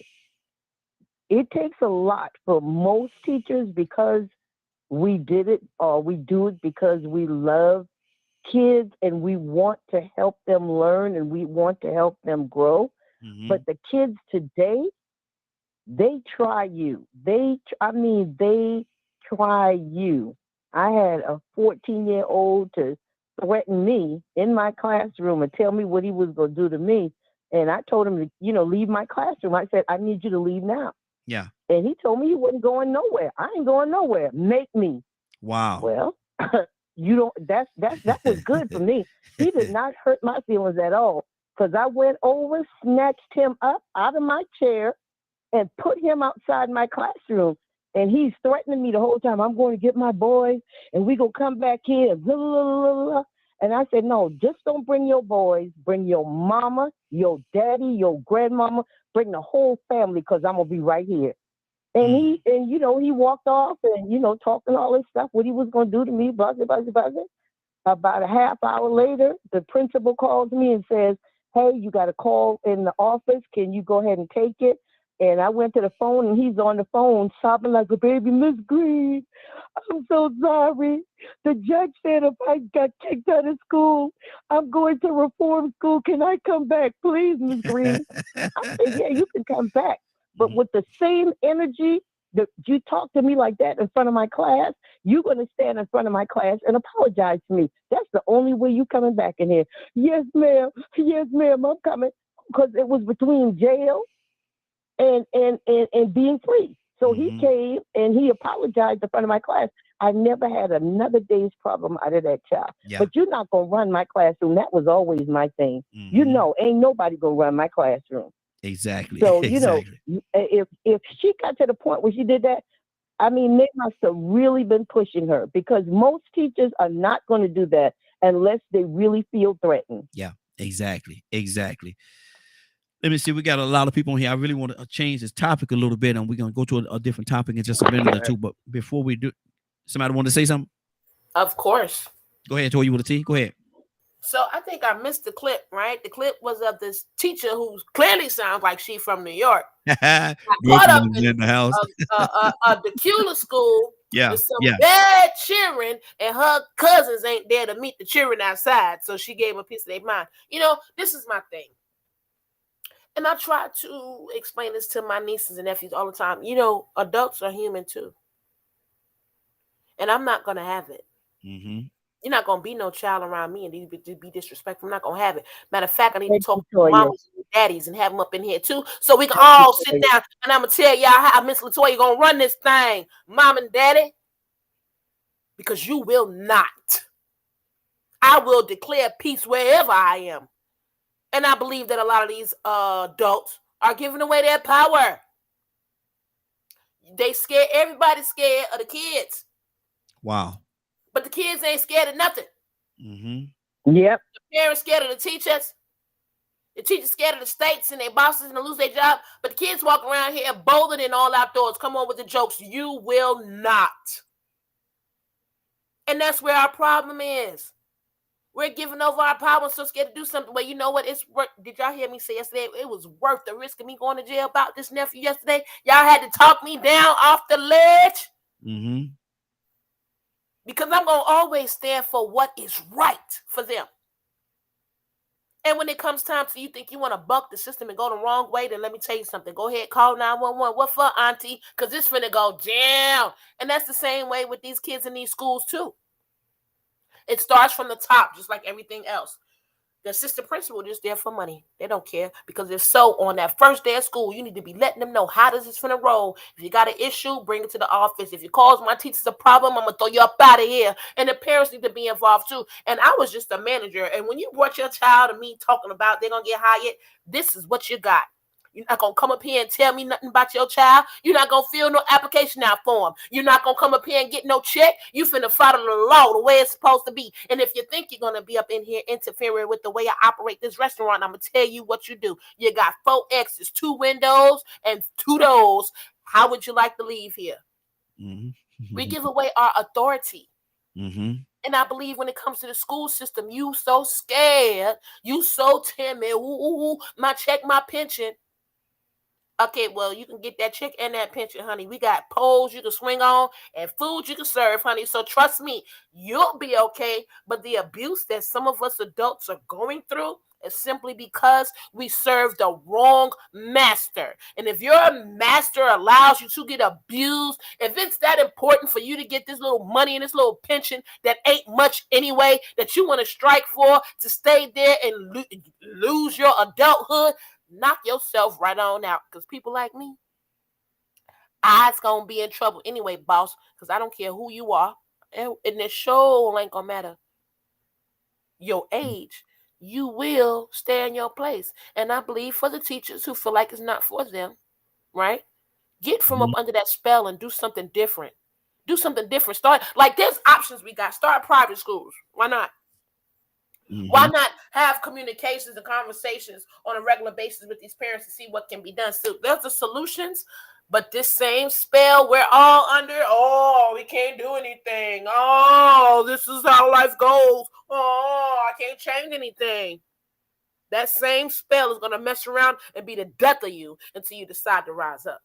Wow. I want to switch to another topic. So anybody have anything real quickly that they want to say on this particular topic, right? Let's say it now before we move on. Go ahead, Rico. I do.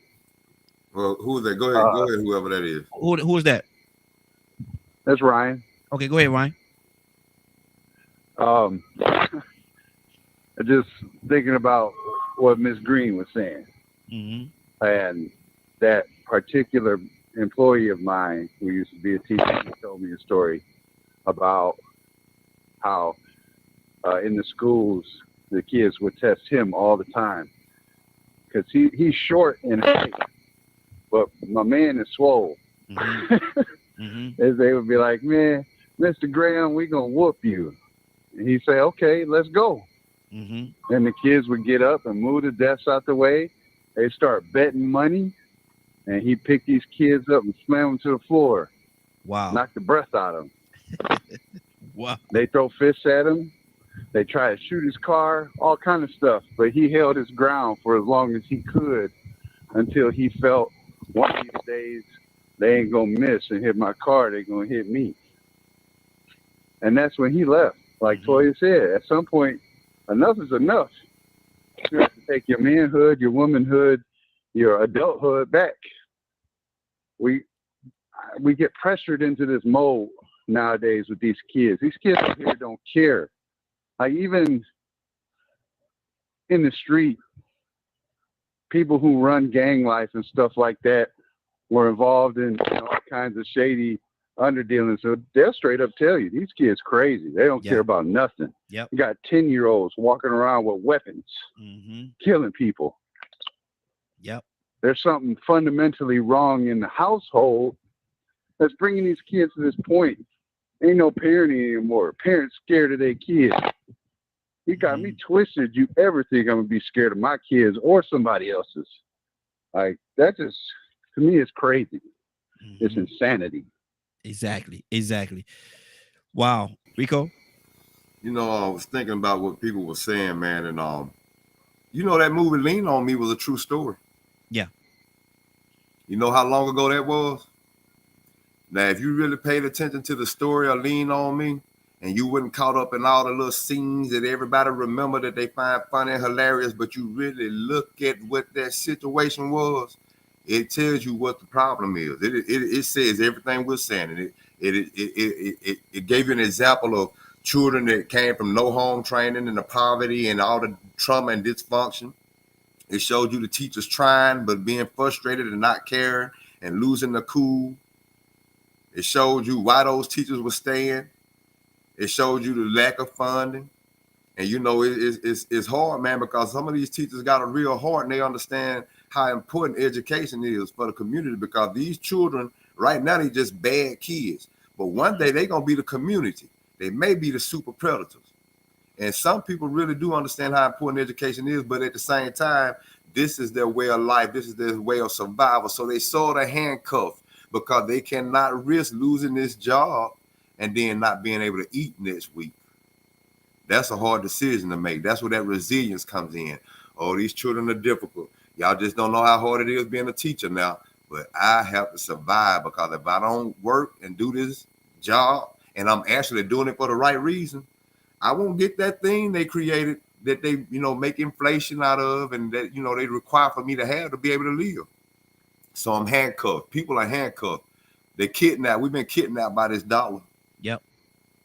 And they control everything. So, we could point the finger at the funding. We could point the finger at the parents. We already know that this is an issue. But the biggest problem is, or the issue that's not being addressed, is the fact that on every school board you go to, I'll say maybe 95 and 98% of the people on those school boards don't have one child in the school system. But the reason why they're involved, because they know how important education is.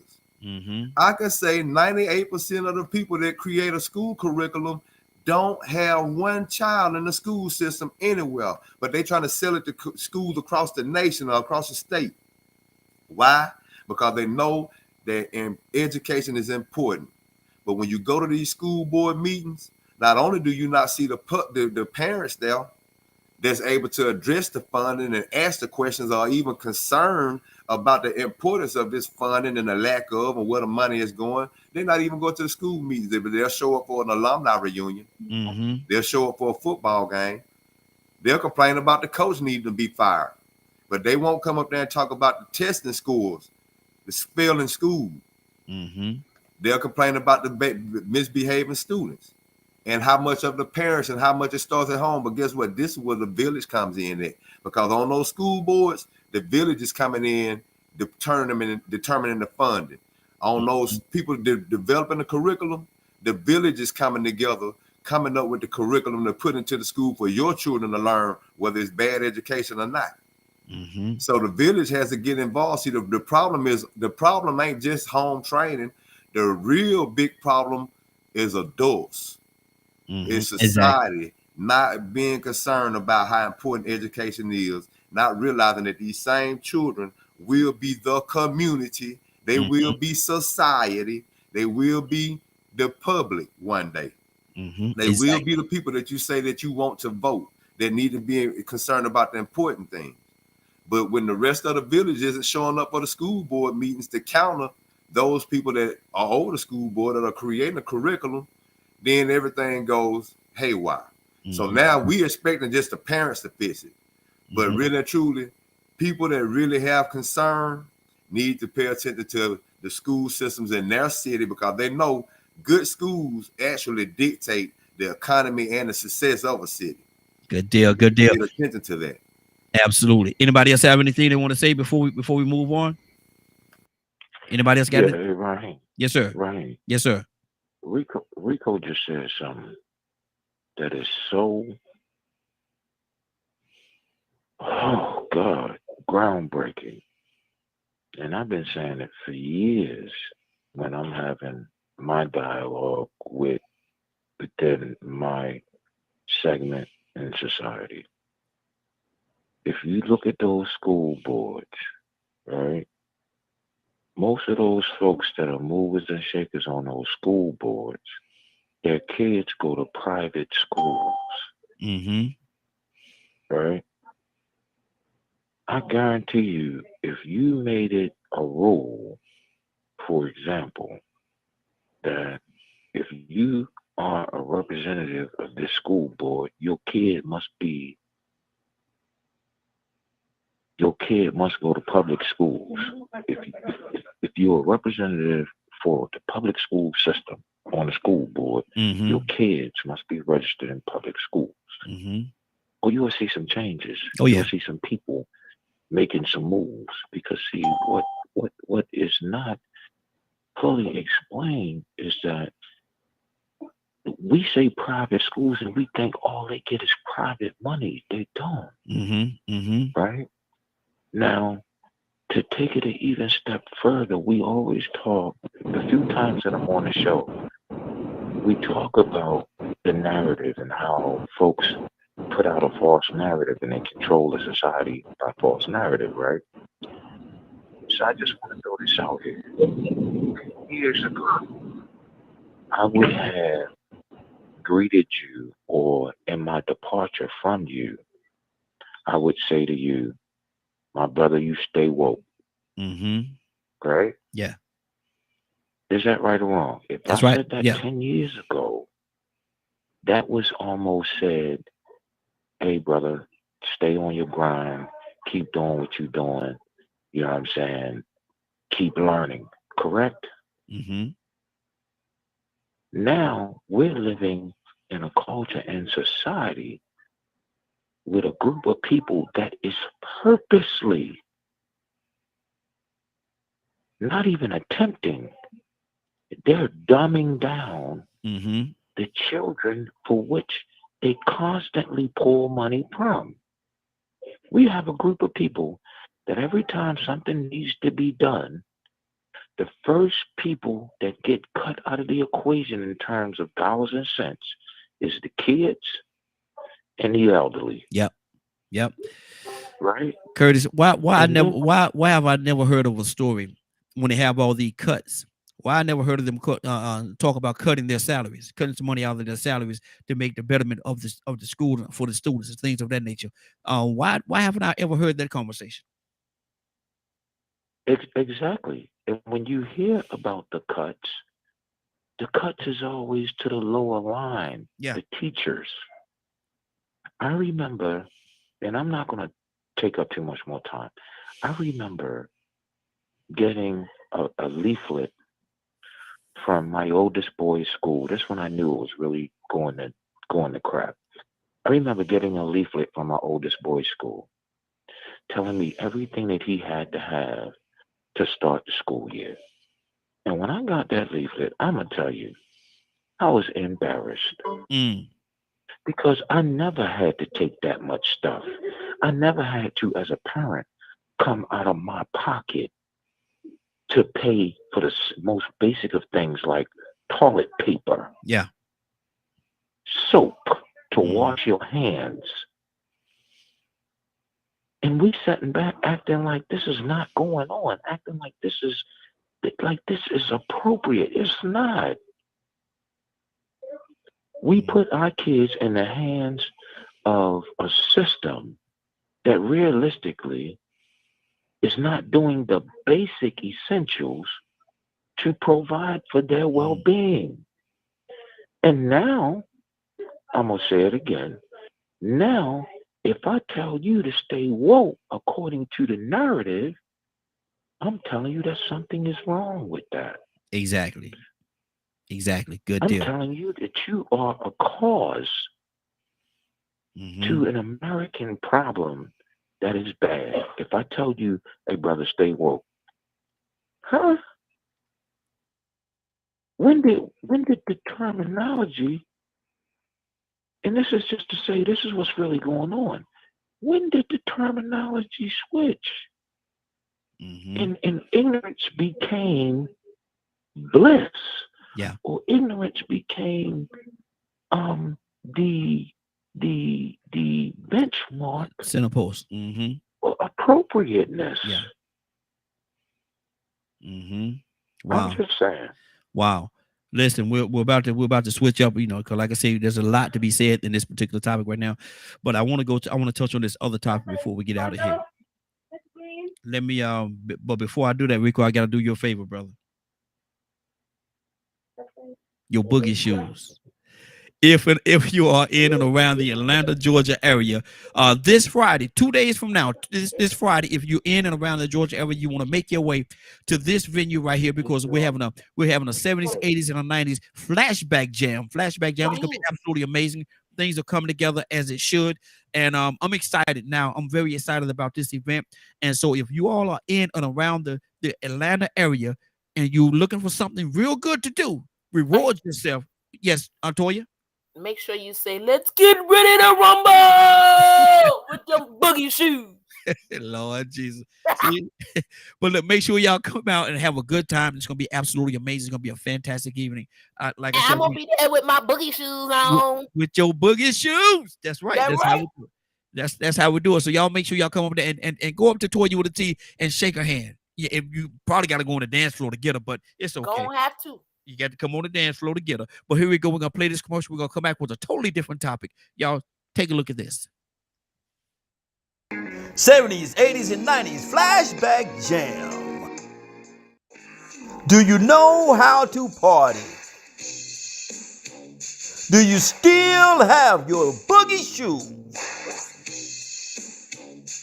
Sine Event Hall, 2308 Henry Cloud Boulevard, Snellville, Georgia. Get your tickets today.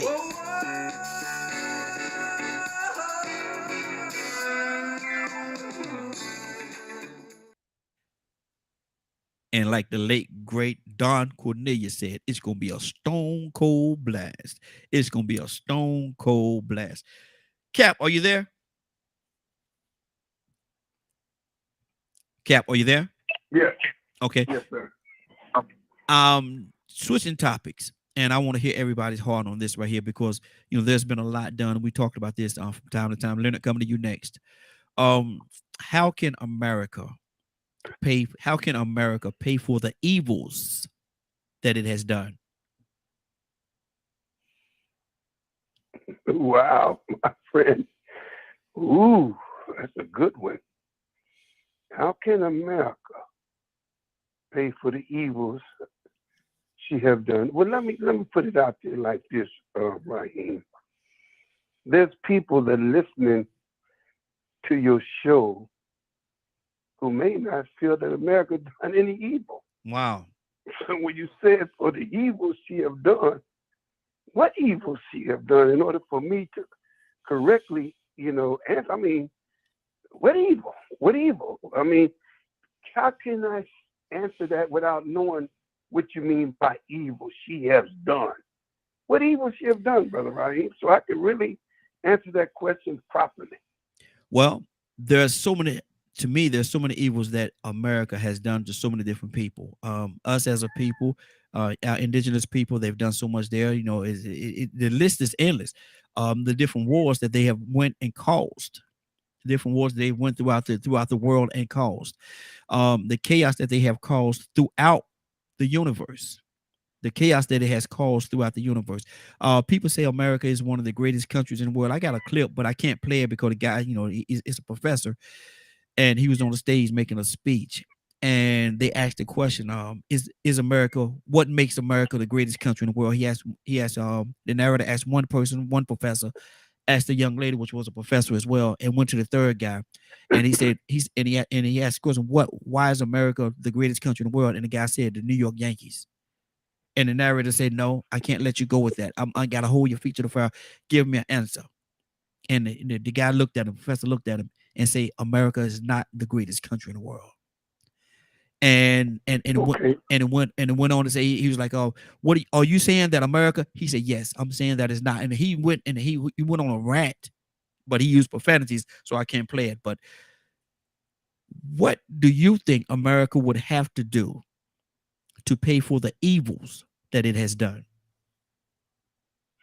Well, I'm going to be specific. What America has to do to pay for the evil she have done to Black people and the indigenous people. Now, I stay there. I can't speak on what evil she have done to white folks, and Jews, or whatever. I can only speak on our history, our culture. What can she can never pay for her evils. That's between her and God. I believe that America is under divine judgment even as we speak, because there is no reparation that you could pay for 450 years that has been done to a people, that you have reduced the people down so low that an animal and a dog got more rights, or was given more rights, or treated more humanely than we have been. I heard Paul said, well, we better than we was 100 years ago. Okay, all right. But you're looking at the residue. When I hear everybody talk about our youth, let me say this to everyone on this line. Our youth is 1%. You're talking about 1% of our youth that's acting a fool. And the way some of y'all talk is that all of our youth is like that. All of our youth is not like that. Right. How do Captain Dennis know I'm in the street? You fear. You're talking about our children don't have no fear. Our children this, that. Have you been in the street? And some of you have been in the street. I know some of you sisters. I know y'all know. But I'm not going to let everybody just paint a brush, talk about they're crazy, they don't have no fear. No. I'm out there. That's the same thing about law enforcement. And the police, yeah, a small percentage of corrupt cops, but don't paint the whole brush of law enforcement that everybody like that. We have to understand, no, America can never repay for what she's done to us. Because you look at the condition we in now.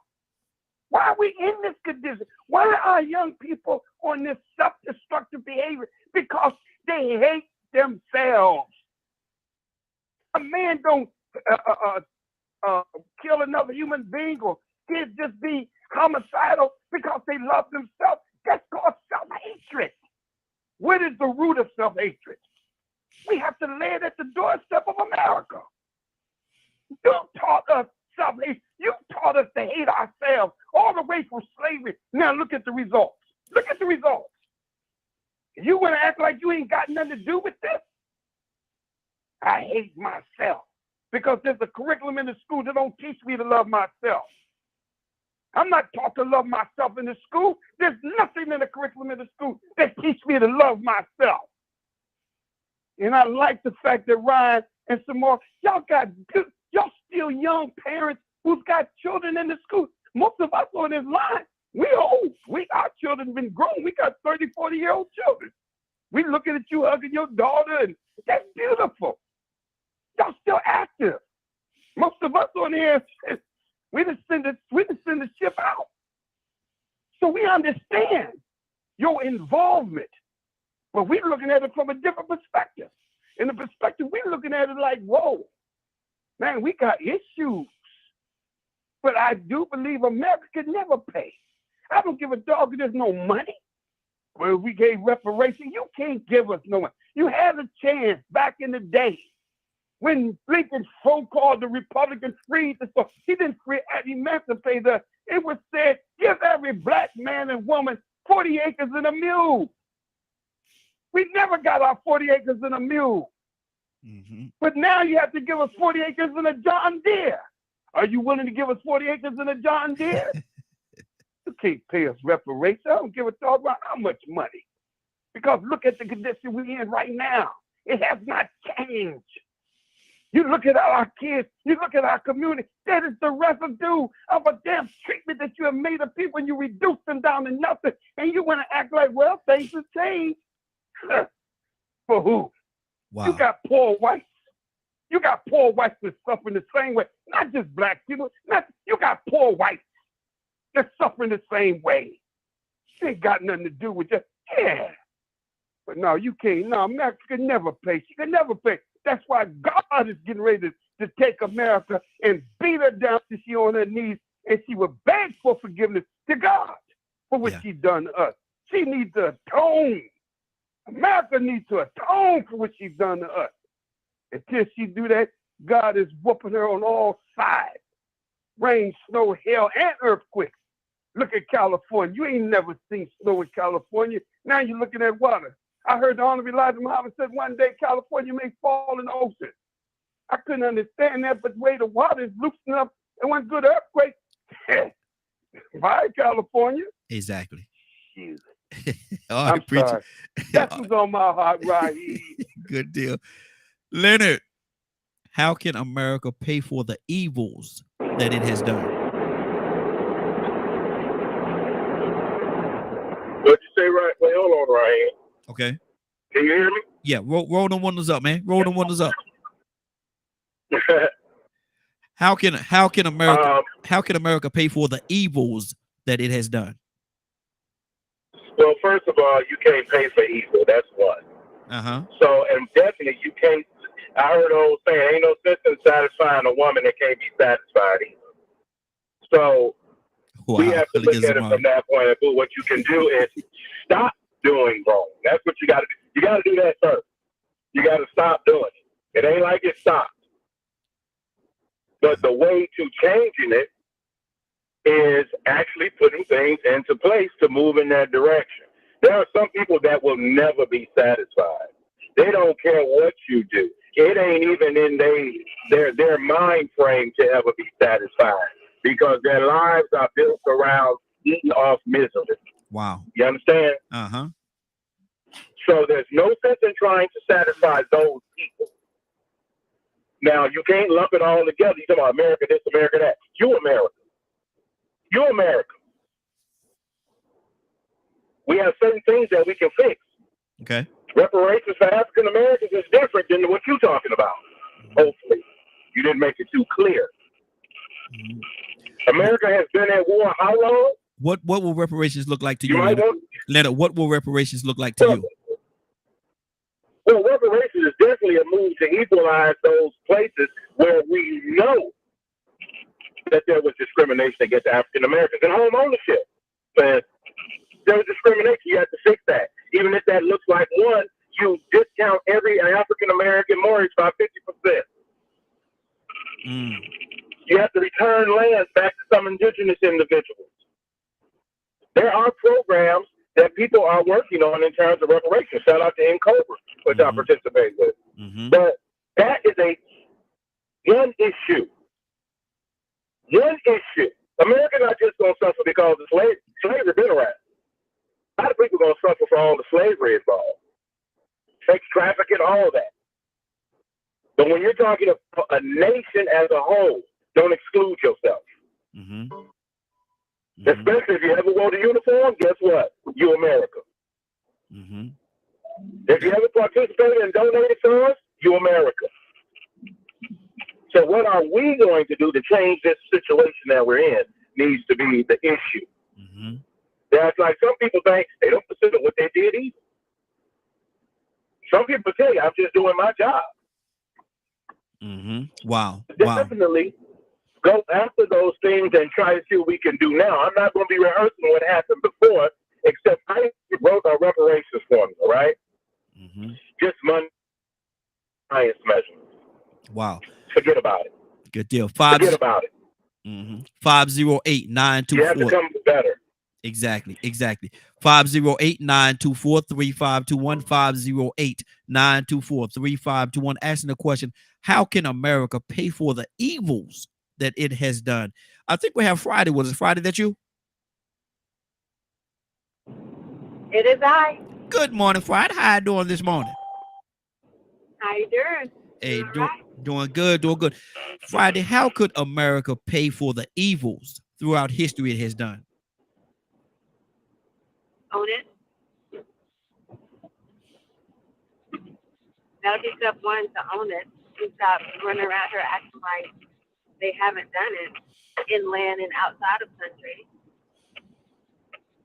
And then once they own it, take the right actions to try to, as Leonard just was saying, improve the life for those that suffered by it. They didn't have any problems telling Holocaust people to, we're going to give you some this and help you with that. And they ain't had nothing to do with that, for real. So handle your business at home and where you've been mistreating other people, other places. Own it and do the things necessary to improve the life of those that were harmed by your action. Wow. And if that is reducing mortgages so people of color and indigenous people can get proper housing that they've been redlined from and just flat out denied because of that. And eliminate property taxes with that for a period of time so they can get caught up. At least one generation worth of no property taxes for them, along with reducing it. If you know what I'm saying, because it needs to be practical for today, like what Leonard was saying. Yes, money is great, but we saw what happened during COVID when they were giving out money. Yeah, it went right back to them. So maybe that's why they're all for it now, because it cycle right back to them. No, do something that's going to be beneficial to help people get out of the situation that they're in. Exactly. Stop putting the liquor stores 10 deep in one block. Just let's be practical and make sense about how we're treating in the aftermath. That's how they can correct it. Absolutely. Zamar, what do you say to that, sister? How can America right the evils that it has done? I agree with the fact that it can't. I mean, the only thing that we can do truly is just try to create a better future, but there's just so many layers to that. How do you create a better future for everybody involved? And being mindful of everybody involved in that future that you're trying to create. We can't wrong our past mistakes for this country any more than we can right our past mistakes that we've made as parents. All we can do is say sorry and try to move forward. So I don't know what people really want out of that, out of America, for all of the wrongdoings and everything. So I can't really speak and say that this is going to work or this is going to work or this should happen or that should happen, because it's going to look different for everybody depending on your ethnic backgrounds and what those injustices or wrongdoings might have been. It's going to be different for everybody. Wow, that's good. Rico, Paul said this right here, and I want you to read it for me. Rico, you there? Read this here for me, man. This is what Paul said, and I think it's in response to what our Cap was saying. I think, hopefully you'll call back in and clarify it. But read that for me, brother. He said, what about the evils done to women, Native Americans, Latinos, poor whites? Do we all get reparations? I'm in favor of repairing the damage done to all people, but not based on race. I could respond to that, but you know what I'm saying? I spoke a while back, man. So go ahead, Jay. I don't think Jay says anything in a while. Hold on, Rico. You don't want to say nothing to that? I mean, man, I look at it like this. there are certain benefits and advantages in place for those people to I'm gonna say repair what was done in the past. You know, I think like with casinos down here in Alabama, you have certain Native American communities that actually benefit from casinos, but gambling is illegal. But they get a pass. Why they get a pass? Because of some of the injustices that were done. So you can always get some therapy, and you can also do some supplemental benefits and some repair. I mean, you can always fix a wound, especially if it's consistent. It's almost like building a skyscraper, and then you finding out there's a flaw at the bottom.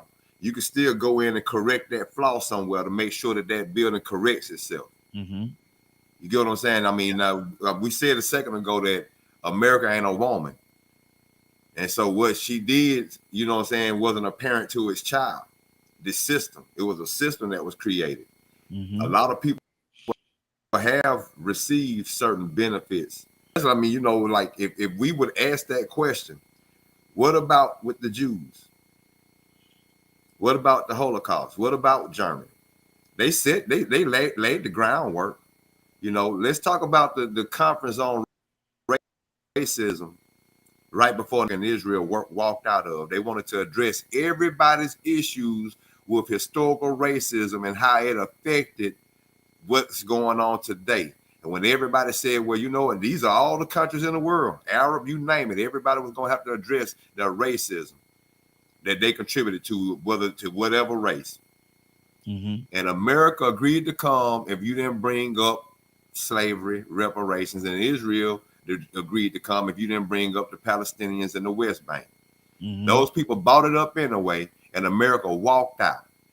Wow. But just right before then, the world courts, which is a lot of Americans supported, held Germany accountable to this day to pay more money to Jews for reparations and repair for the Holocaust. So, I mean, you know, for anybody to say, it's like, it's sort of funny to me that whenever people start talking about reparation for Black people, it's always, well, what about us? Well, what about us? Well, you know what about you when being in George Floyd's situation? Or what about you when Ahmaud Arbery getting, you know what I'm saying, gunned down and cops ain't going to jail? I mean, you know, we have to hold, it's some accountability that has to be held. And we can't sit back and say, okay, yeah, I see this happen. We can't sit back and say, well, now I see that they do target Black people. Boo hoo hoo. I just read the war on drugs and what Nixon them did. You see now what they did to us specifically. That wasn't poor whites, that wasn't Latinos, that wasn't Native Americans. They said we specifically targeted Black people, and we did it under the guise of the war on drugs and manipulated people into thinking it was legitimate when it was actually racist. But what about repairing everybody else, where everybody else wasn't targeted with the Tuskegee experiment? Native Americans wouldn't. I don't remember Malcolm X and Martin Luther King Jr., Medgar Evers, or Emmett Till being Native American or Hispanic, poor white. I know some white people that died for dealing with those people, for trying to advocate on behalf of those oppressed people. So these people that were terrorized in a whole different way still need some type of adjustment. They didn't agree to 40 acres and a mule for nothing. They reneged on it. But for some reason, they made the agreement at first. Why? Because they knew that they were right to do it. It was old. Exactly. Let me go to Cassandra. Cassandra, what's on your heart, sis? Talk to me. Jay, coming to you next, brother. Cassandra, you there? Yes, I'm here. You know, I agree with Rico. You know, people like to deflect when you're talking about reparations, and I don't understand that. We're not trying to talk against anybody else that want to go for reparations, but why are we not? Our ancestors did and built this country. Why are we not being paid for that? I mean, I don't think it's going to ever happen. I don't think they'll ever do it. But I'm saying the idea of it, I think, is a great idea. You look at South Africa, which, you know, we could talk about that all day long. They gave back the land that belonged to South Africa back to the real Africans. Hello, somebody. Because it was totally run by whites. So there are a lot of instances that we could talk about, but I wanted to go back to something Cap said when Cap said, the Honorable Elijah Muhammad talked about the city of angels over there. We do realize that in the end, what Christians should realize this, that in the end, the U.S. is not considered a superpower in the Bible. So you need to do your research on that. They're not considered a superpower at the end. And also, there is a city in Revelations that fell into the sea called the city of Los Angeles. So this country has done a lot of evil, and it will pay. It is beginning already to pay for it. So that's not a Democrat or Republican thing. That's this country. That's America that we live in. And we need to do something to change that. Change the narrative. At least try to do right. Exactly. By everybody. Exactly. We're going to go in this order here, but we're going to add some more to it as we go. But we're going to go to Jay, Donald, Ryan, then we're going to go to Badger. Jay, what's on your heart, brother? Good day, everyone. Morning Glow family. I appreciate being on again. Good morning. How you doing this morning? I'm living lovely. I'm listening to the conversation. Didn't get a chance to hear it all or comment, driving my son to school and whatnot. But I'm, me being a minister, me being the one who believes in God, in the scriptures. The scripture says the wages of sin is death. But the gift of God is eternal life. Now, if you've sinned or if you transpired, the wages of sin is death. So, but I'm not saying kill everybody. No, because the Bible also says, Christ said, all have sinned and come short of the glory. So we've all messed up. We've all done stuff wrong. But it also says, my God in heaven, I don't feel like preaching this morning, but it is what's in me. If my people, Second Chronicles 7:14, which are called by my name, would humble yourselves and pray, then turn from your wicked ways. We have to make a turnaround, as so many people have been saying. We have to all of us, black, white, Indian, Hispanic, all of us, we all have to change. And in order for us to grow or to be better, we have to change. We've all messed up. We've all done wrong. We've all discriminated, black and white alike. We've all oppressed. We've all been oppressed. Lower class whites, all of us, African Americans, all of us have been oppressed. All of us have been through all these things. But what have we done to change it? All of us have been talking about this for years and years and years. But the Bible still says you got to humble yourself. All of us, both sides. Reparations. What do you want reparations for? You've done wrong too. We've done wrong as well. But until we all together collectively say, you know what, we've done wrong. Let us return to God. Let's return to the one who made us all possible and just do better. Turn from our wicked ways and do better. Then we'll see healing in the land. He said, then will I heal the land. That's what the Bible says. But that's what I believe. Good deal. Let me see. Toussaint, talk to me, brother. Turn that camera back on. There you go. What's on your heart, brother? Talk to me. Uh-oh. He doing that Bill Cosby. I pause, y'all. He laid back in his seat, crossed his arms. Hey, don't tell him what we're about to get. Lord have mercy. Look, let me say this. It says, I can't find it. I can find it. Yes, I can. Vengeance is mine. I will repay. Yeah. It's coming. I don't care who it is.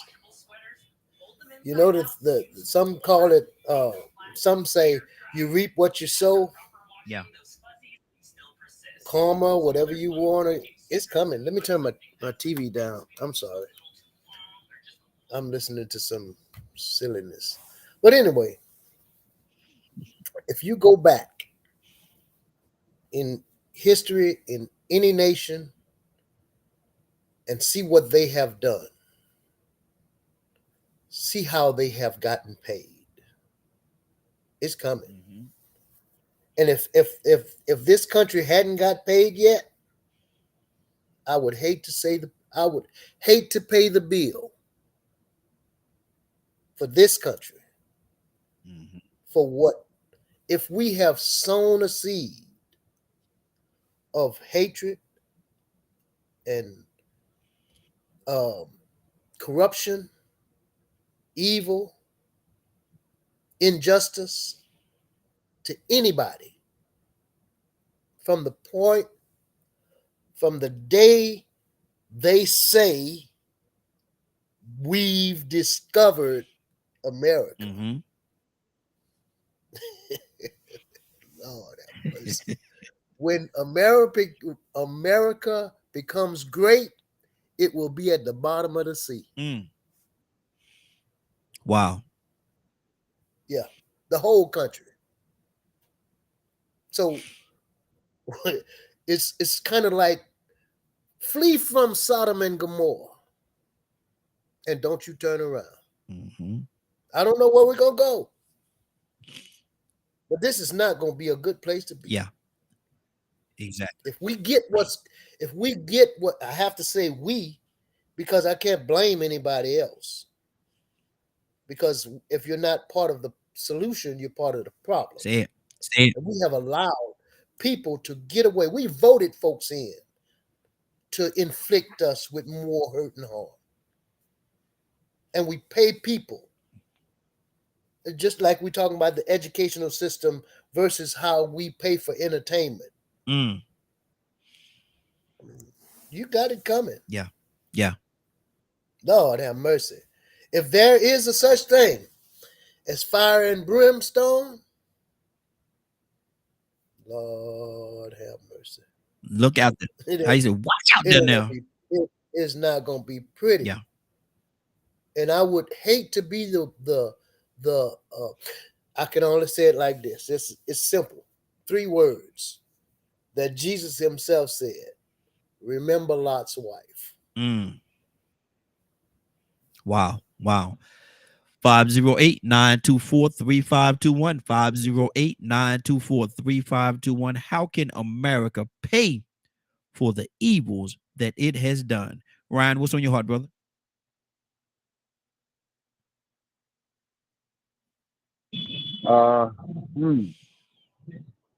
Yeah, I'm kind of on board with everybody else that can't. Mm-hmm. There's no reasonable expectation of payment, and I'm using air quotes because I don't have my cameras today. I done used up all my data on the show, and I have unlimited data. Wow. So I don't know. It's one of those subjects. I'm with Rico. Like if you're gonna talk about repayment, you got to talk about repayment to everybody affected, not just one group of individuals. And every nation on the earth, race, color, creed, ethnicity, however you want to dress it up, has gone through some form of hurt, just to put it in a generic term. Yeah. And if we don't address that as people, that one solitary individual group of people has not suffered on the face of this planet, whether it be in the United States of America or some other country somewhere, then we're doing it wrong. Yeah. Yes, some things are fresher than others. I get that. Time is time, and time takes its time, right? And without pointing fingers and trying to bring religion into the mix, because I try to refrain from that, because not everybody adheres to religion, right? Not everybody looks at things through the guise of God, which could be a fault. It could be right on the money. You can't tell, right? If you're a super deep spiritual person, then yeah, you're automatically going to go the God route. But in my mind, you can't repay hurt. The only way you repay hurt is with vengeance. And vengeance is definitely not the way, because what does vengeance get you other than more hurt? So there has to be some form of healing process between peoples, all peoples. And it isn't until people realize that we're all people. When you cut us, we all bleed the same. We all share the same DNA strands in the end, we'll never get any healing. And for me, if you're going to ask me that question, how do you repay? You repay by doing right and helping the healing process instead of hindering the healing process. And that's not up to the powers that be. That's up to us. The only person that can do that is us as a people. That's not a governmental control issue. That's a people. Good deal. Good deal. Badger, how can America right the evils that it has done? America.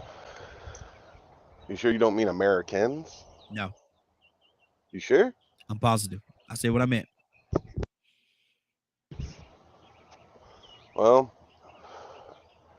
America itself is a label of a, what I guess you could call a country. But us Americans that live within that country are the ones that are responsible. I really like what Donald said. And Z said something earlier, even talking about, you know, those teachers that do more harm than good. Well, why didn't all the parents get together and make sure that bad teacher got taken out of school? They have that right. They have the right to decide who's teaching their kids or not, don't they? We also have the right to figure out who we want in these political seats. But yet where you are guided by this money system of which one of those politicians can afford the most airtime. And those are the only ones we're going to see for the general public unless you actually do the research to find out everyone that's running for that same position. Because a lot of times it ain't just two of them. There's more than two. It's just maybe they can't afford the same amount of airtime as the other, the Democrats and Republicans can. So we're in an interesting society of, sure, we can blame everyone else for all kinds of issues. And that's one of the things that I love about a lot of these small groups of people that are coming together to change things for the future. But they don't get airtime either, really. They might get a little bit of time on local news, but you've got to look for them to know they even exist. Badger, let me ask you a question. I ask you a question. How can America right the evils that it has done? Right? Yeah. Okay, go ahead.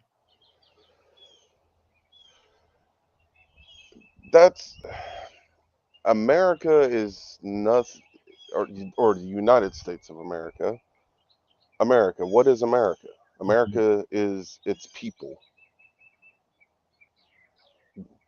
The indigenous, the African Americans, the Chinese, the Asians, so on and so on. Everyone that born and raised here, came here with a green card, all saying that we are Americans.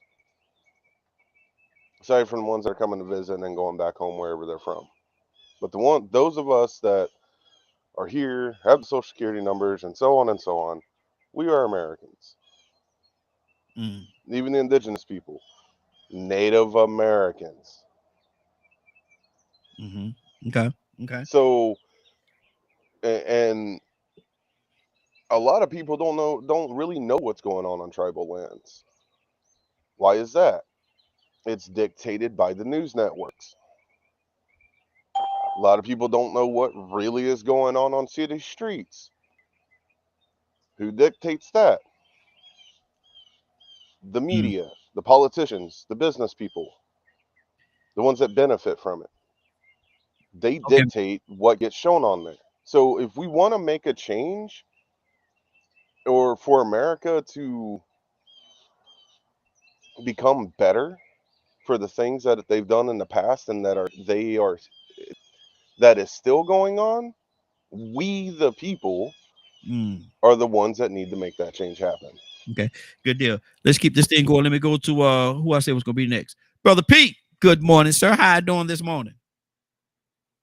Top of the morning, DKM Radio, Morning Glow, Family, Facebook, Man. the world tuning in. We hope you are. Yes, sir. Yeah. Now talk directly to that phone, man. We got to hear what you're saying now. We got to hear this. All right. All right, my man. How can America pay for the evils that it has done? That would take sincere honesty and truth, a high form of pure spirituality, and this thing called righteousness. That's only going to come from you being connected to a spiritual source in purity for America to atone truthfully for the wrongs that it has committed. So that's a great feat. A simple task, but it's a great feat because we have to go within ourselves and see ourselves and see our actions, see the spirits and the motivations that have controlled us or we have allowed to control us, and then humble ourselves up under the concept of what truth is, and then righteousness, and having a very high, purest form of true spirituality. So that's there sits the challenge. And when you're talking about the reparations part, if I'm allowed to go back, go ahead. When you talk about a people being stripped of the knowledge of who they are, their culture, their prehistory, their spirituality, their land, okay? Today you have millions of people who know none of that about themselves. How do you repair that? And then you have, from that point, you actually own people as property and have them perform labor, strenuous labor, and you make wealth off of it and you pay them nothing. And then you have a system mindset in place that consistently would pick on these people, prod at these people, deprive these people, negate these people, injure these people in any way that you can, is what you did. Even the very texture of their skin color was not to be. It was considered a not to be. This just shouldn't be. Let's see if we can wash you and if it'll scrub off. Wow. What level of insanity do you have going on? Okay. And then the unspeakable brutality. And even till this day, we can go through healthcare, we can go through housing, employment, ability to own land, ability to own business, ability to create something and own the patent. You can go on and on and on and on and on up until today. And then you raise a question about the repairing of those people. That specific group. What specific ethnic group on earth has gone through that? Yes, they have forms of slavery all over the world. We're not talking about a world campaign and a world structure to address it in a world position. But specifically, I believe, and if not, I am speaking about specifically here in North America, USA, below Canada to the side of Mexico, bordered by water. I'm talking about that area and that structure, that republic, that form of government, and the systems that operate. What do you mean if you can't completely comprehend the need for repair specifically for those people? Listen, with everything that has been done to that group of people, there's no reason for this place to be even in existence. It should have been burnt to the ground a long time ago. Wow. Those people have the legitimate, lawful right in equity, in law, to kill everything over here for what has been done to them, what has been taken from them, what has been deprived from them. Ain't no negotiating with that. We ain't going to God to talk about that. We're talking about man to man. Okay. All right, preacher, wrap it up now. We want to inject all this other stuff. Get your mind right and get your focus right and understand the need for that and the necessity. The legal, lawful, truthful, righteous, just response for the damage that has been done and continues to be done, and it's permeated. It has flipped over into full speed forward. You have truly damaged a whole group of people, and then you actually want to stop and consider, what does it look like? If I slap you upside your head, I'm pretty sure you will receive an offense. You would take that as an offense. Mm-hmm. Good deal. Good deal. You have preacher. Now we got about 100 people on here preaching. Now we got to keep it moving. Now I appreciate. We're gonna go in this order right here. We're going to go Kurt, Willa, and then Joseph, and then we got Paul after that. Kurt, what's on your heart, brother? How can America right the evils that it has done? Raheem, America can never, ever pay for the evils and the atrocities that it has done. Wow. Never? And the length, never. Mm. Because it has completely destroyed a particular culture, group, and or sect. Mm. When you talk about reparations, and I was listening to the pastor, and he spoke so eloquently and so united, and I truly respect that.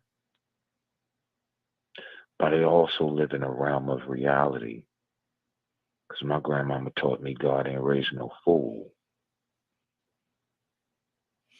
That says that I must look at the fact that every other race, culture, and or sect in this country has already received some form of reparations to some degree,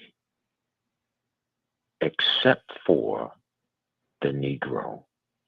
And when you account for what we have received, you must account for the red tape that has been placed in order for you to get it. Mm-hmm. So once again, what was given on a false balance. It was given on a idea, a simple thing like, let's just say, a poll tax. Oh, we're gonna give you the right to vote, but you need to tell us how many jellies in this, how many jelly beans in this jar. I'm gonna know that. I ain't put the jelly beans in the jar. Mm-hmm. Matter of fact, could you count when you put them in the jar? Mm-hmm. So America will never ever be able to repay for the evils that it has done. However, America can move in a direction to acknowledge what has been done and allow for the repayment to happen naturally. See, we don't, here's what's really sad. As soon as we talk about any kind of African American reparations, we have those who find it to be a problem, right? Mm-hmm. Why do you think that is? But if you mention, why do you think that is? But if you mention, I'm ready to go there. Okay. But if you mention the idea of the compromise of, I think it's 1873, and Leonard probably know the date like in the front of his mind. I want to say it's 1873 is the date, the compromise of 1873. The first people to get reparations in this country was the oppressor, was the slave owner. Mm-hmm. They got paid. They got reparations for the ending of slavery. Wow. Wow. You was emancipated, but never set free. That is what has happened to a whole entire culture of people in this country. They have been emancipated, but not set free. Mm-hmm. Wow. Wow. Stay right there, Kurt. We got to keep this thing moving. Wrap it up for me real quick, brother. Listen, and I don't want to sound like, I don't want nobody to misinterpret me. I'll wrap it up just like this. I don't want nobody to misinterpret me and say, oh, well, he's just speaking for the black folk. He ain't thinking about the Italians. He ain't thinking about the Irish. He ain't thinking about. Listen, we live in a culture where everybody outside of the African American in America has been able to what's the word I'm looking for? To reinstitute itself into the modern society. Except for us. Wow. Okay. Every time our reinstitution came, it came with a but. Or well, you got to do this. So you got to always do something additional in order to be a part of this American society. Good deal. That's deal. crazy. Stay right there, Kurt. We got to keep it moving, brother. Let me go to who I say was going to be. Oh, Willow. Hey, Ryan. Good morning. Good morning. Good morning. Willow. How you doing this morning? I am doing awesome, Raheem. I need to ask you a question, Willow. What can America do to repay the evils that it has done? Raheem, you could never pay for evil. I don't care who does it. Not here on this earth. Let me make that clear first. On this earth, you would not be able to ever compensate for evil. Now, they have civil suits. That's just like a wound that's being covered up by a scab. Mm-hmm. So if you could never pay somebody for something that you did and knowing that it was the wrong thing to do. Mm-hmm. America knows that they've made a lot of bad choices and decisions for the people. And they won't be able to compensate. Now, they might put a smile on your face by trying to compensate you with a few dollars, but in our hearts, that really doesn't compensate for all the evil. I'm like what Leonard said. Stop it. First of all, recognize that it's wrong and stop doing it. Yeah. That's one way you change something, but you could never compensate for the evil that's been done. Mm-hmm. And that's on my heart right here. Good deal. Good deal. I see we hadn't had opportunity to call on Mr. Hicks. So let me go to Mr. Hicks. Mr. Hicks, good morning, sir. How are you doing this morning? Good morning, Raheem. Family, I have a lot of problems with my computer and everything here. Internet. I saw you was going through it this morning. I saw you came in a couple of times. I said, man, Mr. Hicks having some issues over there, boy. He got to lift his arm up and throw his left leg and lean his head to the back like an antenna. But Mr. Hicks, I need to ask you a question. How can America repay for the evils that it has done?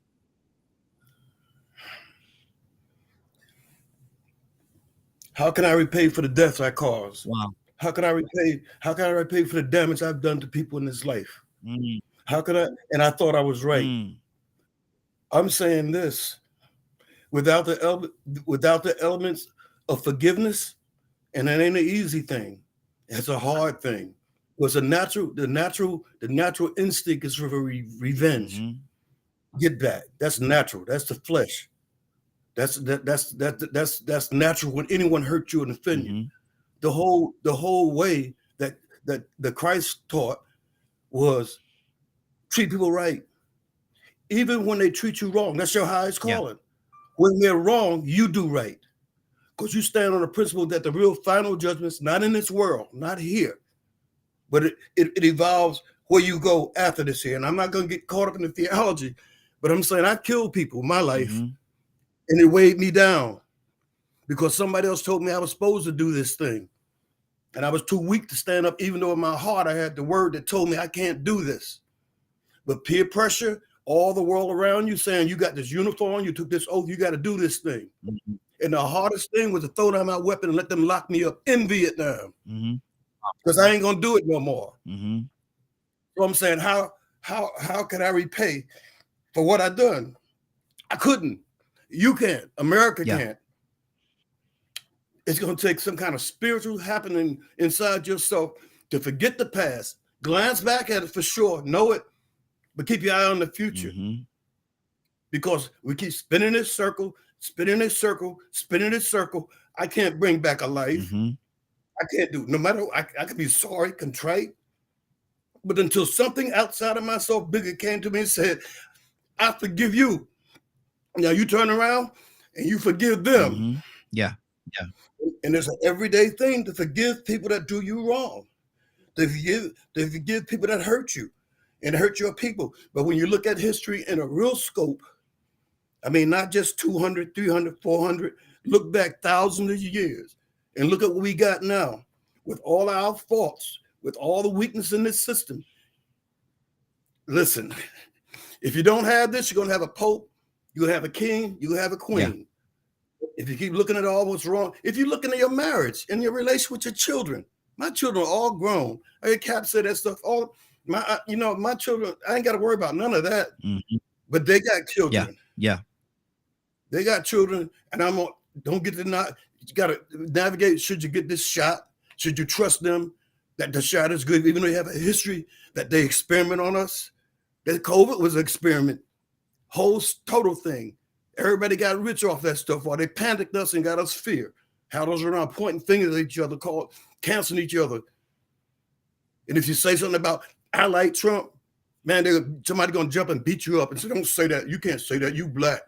You're supposed to think this way. I look what's happening now with them covering all this stuff, that Twitter stuff, all the stuff that's been going on for the last 4 years. None of the majors, they're not covering it. They're not talking about it. They've lied to us. So the point is, how do they correct this here? You can't correct it. Mm-hmm. We just got to, in our personal lives, work through this thing and try to find some forgiveness. The first slaves, find out who the first slaves in this country were. Check about the Slavs. Mm-hmm. Check about the Irish. Check about them big two. Check about the stuff that's going on. Look at all the murder going on. Billions of people dying. Skulls. They have skulls lined up, skulls and bones from all these elders that they had to destroy because the communist doctrine is you got to get rid of the old heads that remember how it used to be. Remember when they did have certain rights. Get rid of them. Mm-hmm. But America is changing. I mean, I've been so frustrated over the last 6-7 years because I was seeing that everything they did, they got away with. They control all the television shows. All of them be echoing the same thing, saying the same word. The comedians do it. Mm-hmm. People on The View do it. Everybody doing it. And if you go against that, it takes some strength to stand up against the tide of the crowd and the mob. Exactly. All right, preacher. Now we got to move on, man. You got a lot going on. You came in late, boy, but you came in with. I've been trying to get on a long time, but I'm out of here. There you go. Keep this thing going. Let me see who I say was next. Oh, I said Paul. Paul, what's on? No. Did I say Paul? No, I said Joseph. Joseph next. Then Paul. Joseph, what's up? Good morning. Good morning, sir. How you doing this morning? Yeah.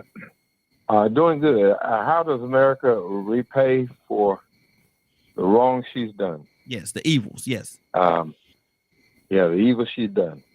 Well, everybody been saying it. I like what my brother said recently about, Jesus said, if you have an altar against your brother, leave your offering there and go make it right. Then come back and offer up your offering. And America claims to be a Christian country. They boast of that, the right and left. So, but we're very selective about what we want to read out of the Bible and what we want to obey and how we want to interpret it. But it's cut and dry.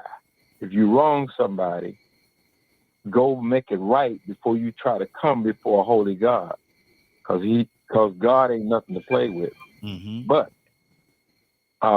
when we look at back over our history, when we came out of slavery during the Reconstruction period, the powers to be in the South began crafting laws like the black codes,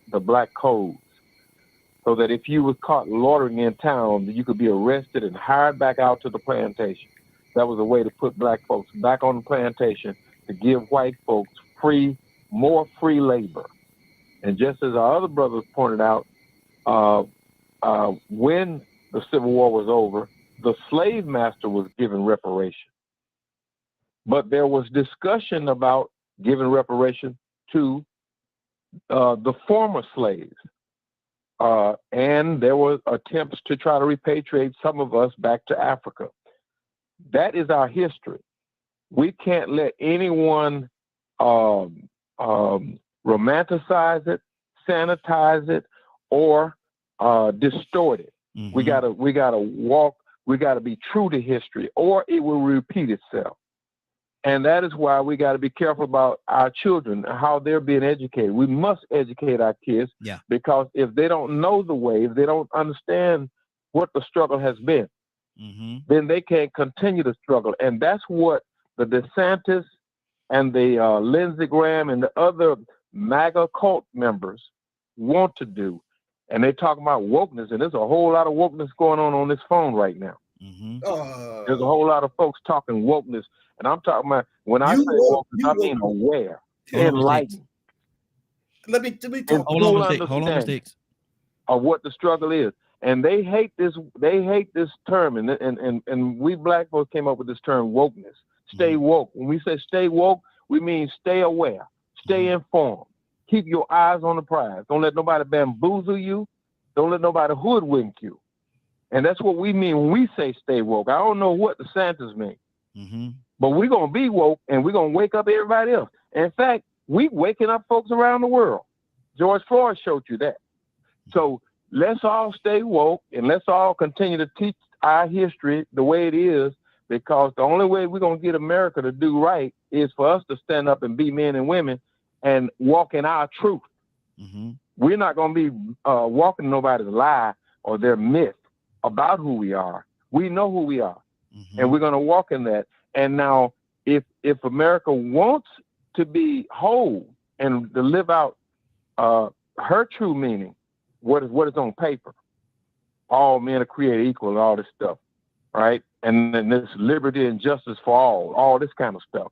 If she really wants to be all of that, she got to live that, and we got to help her live it. And so we can't play games with nobody. We love everybody. Yeah, we believe in the word. We believe, some of us, we're Islamic and other religions or whatever, but we believe in truth, and we believe in standing on truth. So anybody else got a problem with that? They got a problem. We don't have a problem. Wow, good deal. Who I say was going to be next? I say, Paul, you up next, brother. What's on your heart? Okay. Yeah, well, we've talked about this exact discussion topic on the show other times before, and it's a lot. I mean, I agree pretty much with what everyone is saying about the damage and harm, and kind of want to go back to what Pete was talking about for a minute. I think there is sort of a spiritual component to it in that, there is racism in this country still. People think that races are different, or some are better than others, and things like that. And it's really hard to make progress when people have that mentality. So your question was, how does America pay for its bad deeds or something to that effect? The evil that is done. Yeah, I mean, it's like people said, it's pretty much impossible to, rewrite or change history. So all we can do is find policies that are gonna move us forward. I know the reparations topic has become real popular in the last few years, but I mean, I've studied the poll numbers on it, and it's huge. Something like 80% of white Americans are against it, and something like 80% of Black Americans are for it. I mean, why do you think, Paul, there's such a divide? Because you say 80% of one is for it, and then 80% of the other is against it. Why is there such a divide? Why is there such a gap between? Well, different life experiences, but I mean, I think the thing is, I think it's not a politically viable point. Look, I've seen the polls, I've talked to people, and you'll go on to look at a news story, like San Francisco had that plan. They were saying $5 million cash reparation and free this and free that. And you go on to any news site and read the comments, and it's like everybody's, almost everybody's against it. So I think there's better uses of our energy and time. Let's focus on things that are more achievable, like healthcare and fix the education system and all these things. Paul, we have to be, brother, that's a heck of a statement you just made right there, brother. You sure you want to say it like that? Which one? What you just said about there's greater things that we need to concentrate on. I see, Rico. There's greater things that we need to concentrate on, and we need to put our efforts toward. It's almost that it could be taken off, and you may not mean it this way, but it could be taken as you saying, it happened, get over it, let's move forward. We got other issues, we got other fish we got to fry. We ain't got time to deal with that. And that's what it could come off in that way. And so I just want to give you opportunity to clean it up, man. So go ahead. Yeah, no, it's not about get over it. It's about let's focus on policies that are actually able to be achieved. So if you have 80% of whites who control the politics and control the money system and all this, who are against it, you're not going to move that many people to this other side. So you focus on things that help, help all people who are struggling. But Paul, I think you have a better opportunity. Is it a bill? Is it a bill that's old? Do you think it's a bill? Do you think? Is it a bill? And I'm asking you. Is it? I'm asking you for your opinion. Is it a bill that's old? Is it a bill that's old? It depends. I mean, the details. It's all in the details. Wow. I mean, if you, that's what it comes down to. I can't just say, just blank check. Let's look at some specific details of what you're talking about. We didn't put a specific amount on it. I say, is it a bill that's old? So I should I, if I'm over the California educational system on the Board of Education, should I expect you to come and work, let's say 5 years without getting paid anything? And we know that it was more than 5 years that we're talking about, but I'm just putting it out there so we can have a visual. Am I to expect that you're going to come and work for me for 5 years and I don't pay you a dime? That's the same situation, Paul. I mean, that's the same situation, brother. That your pause answer the question. Go ahead. Go ahead, brother. Go ahead. Yeah. Okay. Yeah. We're getting into areas where, people will tell you. I guess you'd have to ask people specifically why are they opposed to reparations. Mm-hmm. Like one of the things that Kurt brought up earlier was he said, well, everybody got reparations in the past. And then he said, well, what about he brought up the slave owners, the plantation owners. Okay, that's valid. That's very valid. But again, that even in the southern states, we're only talking about 5% of the whites. What about those 95%? They did not make these huge, these are poor people. So they have to pay these amounts. I mean, it's just not. I think that's a huge deflection, every argument, brother. There's going to be a counter argument for it. I think that's and I'm just the question asked, but I think that's a huge deflection in what you just said. But Rico, go ahead, brother. What you wanted to say something? To me, it seems like I got the same eyes and same brain. I ain't gonna say the same, but I can see the same things that everybody else can see. And there was a place called Israel. Mm-hmm. Just got established in 1948. Mm-hmm. Seemed like it was a result and a benefit from what happened to them in Germany. Not only do they have bills and legislation, but the reparation that came with the Holocaust seemed like it's working for them pretty well right now. Look like it might be a pretty good game plan for America to use. Oh man, they run Hollywood, they run the banks. Ooh, they came from the bottom to the top just like that, and you can't even say nothing about them. They got protections and privileges. Let's protect these people. They've been persecuted. Oh Lord, they got wiped off the earth. They've been treated so wrong. And we can find a way to heal and make this thing better through finances, through law, through government, and we can establish a nation. And some of these people can trace their history back, but I run into a roadblock on my family tree. Ain't that something? Somebody did some illegal slave trade while they were breeding people like dogs and selling them and didn't keep no records. And we got a whole culture of people over here don't know where they came from. but somebody else benefiting from it. How? Oh, can America ever repay? No, they'll never be able to repay or make up for what they did. But it's a game plan and it's a structure and it's something in place. Some people call it precedence. Some people call it example. And some people say, look, it worked. Look where they came from the brink of destruction. 6 million persecuted and died in the Holocaust. Now they running the show.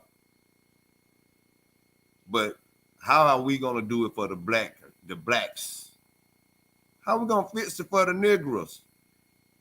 If we give them something, we need to give everybody else something. Because we don't never complain when people receive justice. Lawsuits, they got a thing in place called lawsuits.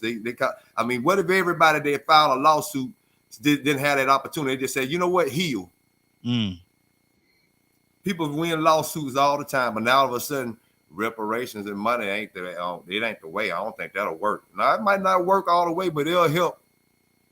Also, with all the other things that they help the Jews and the persecuted Jews get to where they are today, because they actually really something that benefited them from where they came from, being ran out of another country, having a whole nother state established for them in the middle of somewhere where they have nothing but enemies. And I guarantee you, one of them enemies better not touch them. They better not touch Israel. What we gonna do for the blacks? What we gonna do about the fact that, man, we experimented on them blacks, created this great medical institution that we got, but then we kept them from the same medicine. Oh man, we could go on and on and on. How are we gonna repair that? Look at what Germany did, what you made Germany do, and then walk the walk, just like you talked. Good deal. Man, it's 10:20, man. We got to get ready to get out of here. We're going to because there's a lot to be said to this topic right here, man. So we're going to extend this, not the whole broadcast tomorrow, but a part of this going to be on the broadcast tomorrow. Zamar, you have anything on your heart, sis? Not really. I mean, I can only repeat what I've already said in the chat, honestly. And I don't think any amount of money is going to fix any problem, whether it's reparations, restitution. I've received restitution from when my stepfather sexually abused me. The state awarded me that. It didn't fix anything. Yeah. It didn't make the problem go away. It didn't make the hurt or the anger that I felt from that any better. I actually stopped cashing the checks because, one, what they offered me was it was laughable. Two, it was like a slap in the face. Wow. You think money's going to fix what this man did to me? That doesn't fix anything. My path to healing is my own responsibility. Mine. Not money, not what the state can give to me, whether it's coming out of my stepfather's checks or not.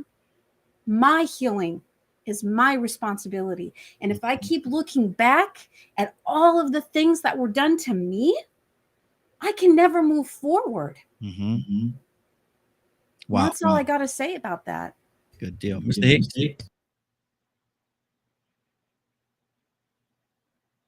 Oh, yes. Yes, sir. Oh, wow. He didn't think I was going to call on him, see? Yeah, I know. I was geared to listen. But I just get really frustrated when I hear people put this thing in the context of a left and a right thing, Republican and Democrat thing. When they start throwing down one side, let it be open. Look all over. I mean, I think it was Joseph, he always come in on that side of the issue, right? But right now, with what's going on in the news now, all of this Biden stuff, all of this family stuff, man, you don't never say nothing about that. Just one side to be fair down the middle, I say. It ain't just Trump and his bad guys. It's the guys over there too. We caught in the middle of a game.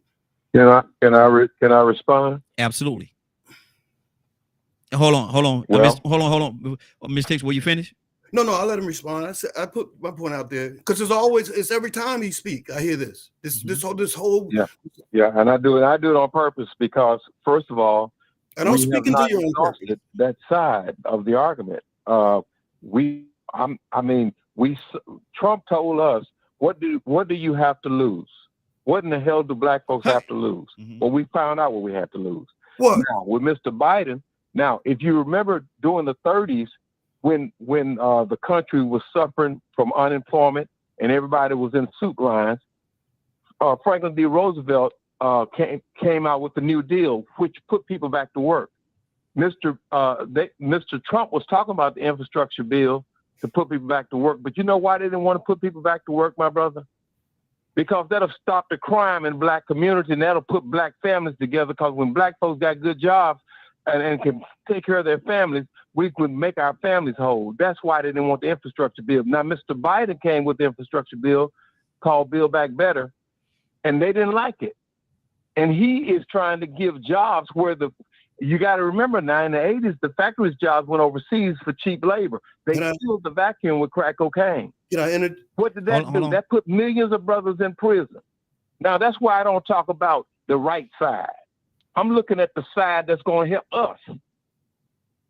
The side that want female and male marriages, that don't know what a woman is, that pushing all this stuff in the school. I don't care about that. I care about what happens in the black community with a. It's not just a black; it's a whole community. It's got Asians in it. It got white folks in it. Okay, that's enough. That's enough. Now we're going to get out of here. But my thing is, we're gonna continue this conversation tomorrow. So if y'all want to come back in and y'all have a no, we already at 10:25, brother. We got to get out of here. But come on tomorrow, Mr. Hickson. You know, you're more than welcome to say whatever you want to say. But Rico, what's going on at 3:00 today?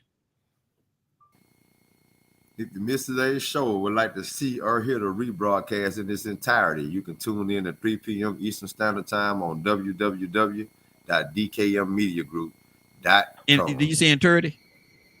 Nah, I said entirety. Yeah, I look. You know, I want to ask a question before we leave, though, for people to think about.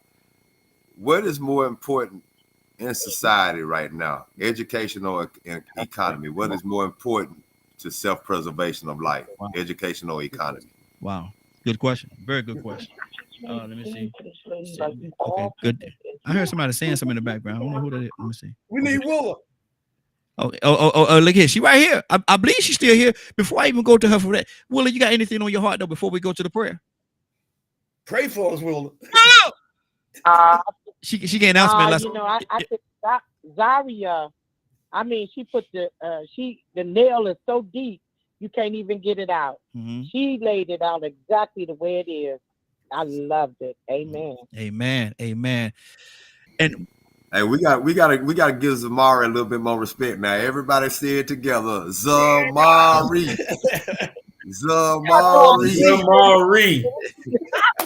How of the Z? Look here. Zamari. She from the you know Willa from the country part of Chicago. She from the countryside of Chicago. You know, she ain't from the city part. She from the country part. look. She from the root. She from the root of Chicago. So I had to look out for his Zamari to make him put some respect on Come on now. I gave up. So Rico, this is your fight now. He threw you on the bus. Look at you got a few people on here. Zamari. See, okay. And see, you got some people on here. They don't even try to say it. They just say Z. What Z said. They just you know. But you know you're part of the family when they give you a nickname. So you got a nickname that your name is Z. So that's what they call you. But Willa, are you ready? Raheem, I'm ready. I am so ready. Ready. Raheem, let's go. Now, are you sure you're ready? She ready. I'm ready. Let's go before the throne. Well, you know what? I ain't got one more thing to say. And me and Mr. Hicks gonna say it together. Mr. Hicks, let's go. Let's go. Amen, everybody. Come on, y'all. Let's go before the throne of grace with humble hearts this morning. Father, we thank you so much for allowing us to get up to see another day, giving us an opportunity to get it right. Father, we thank you so much for what you've done in our life. If you don't do anything else, Father, you've done enough. Yes, we thank you, Lord, for allowing us to commune one to another, to get to love on each other as brothers and as sisters, creating a new family, the Morning Glow.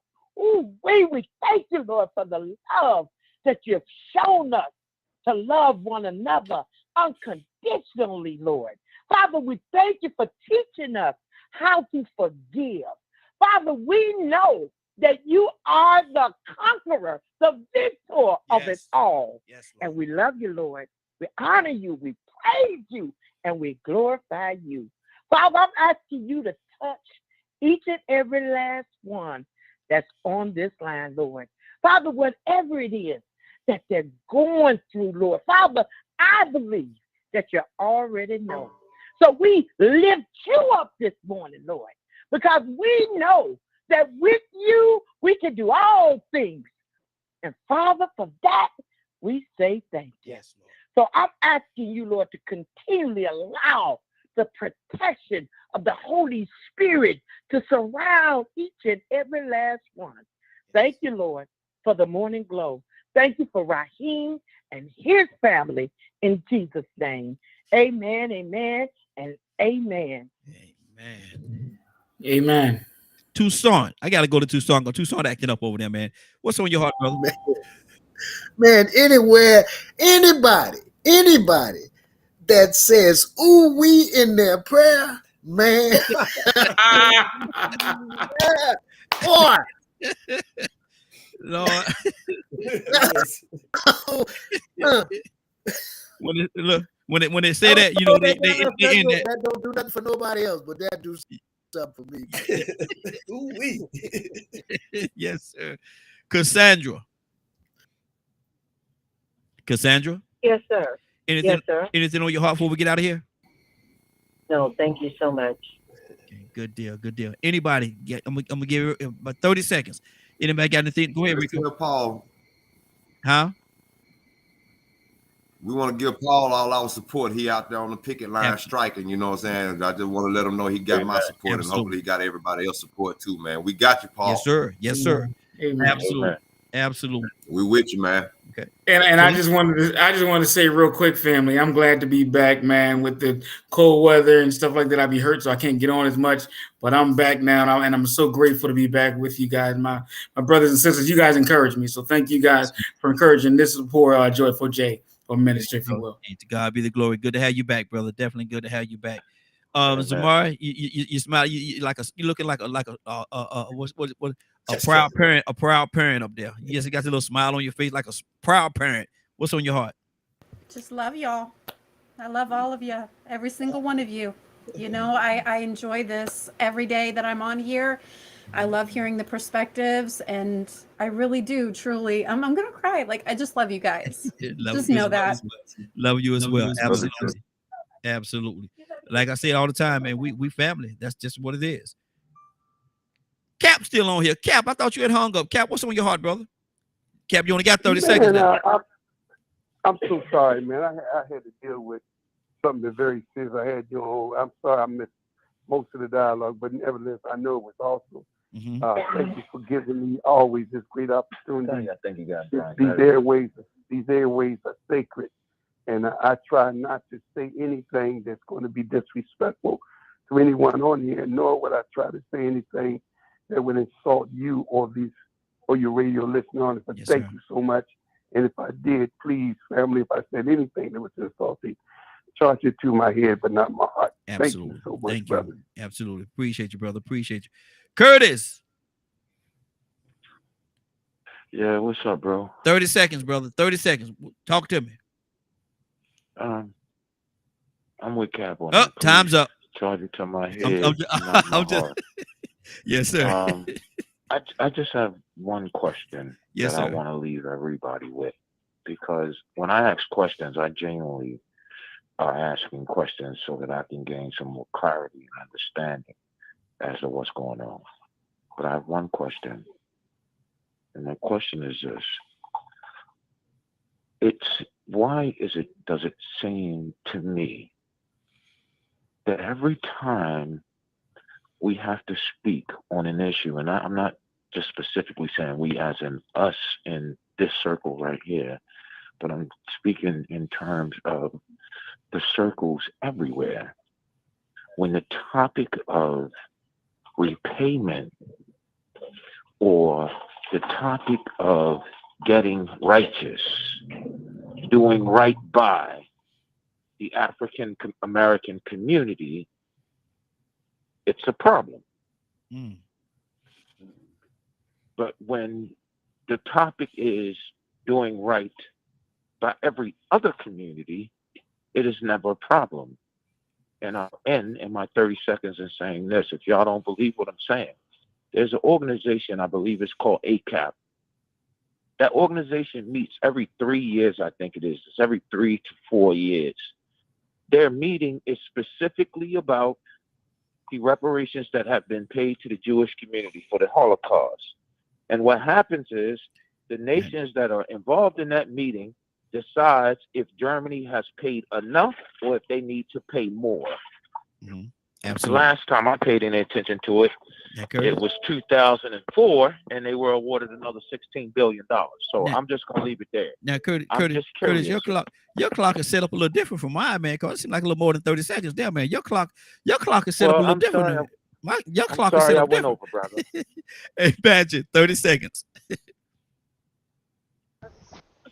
30 seconds ain't enough for me right now. Okay. I hope everyone has a beautiful and blessed day, and I hope we continue this particular topic tomorrow.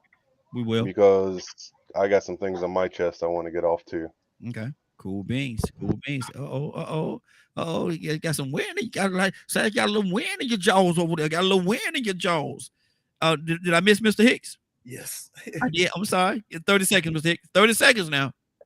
In order to speak truly, in order to have free speech, you must risk offending someone. Mm-hmm. The only way we could come to agreement is we all speaking honestly what we really, really believe. Mm-hmm. And that's the value, that's the thing that came from the Judeo-Christian value where the creator came into the earth and said this here, your value, you are valuable. What you see, what you hear, what you speak is invaluable. We need to hear from you. And if what you're saying is not correct, the community will bring you into a line, but not to speak what you really believe. And I believe too much of us as Christians, right?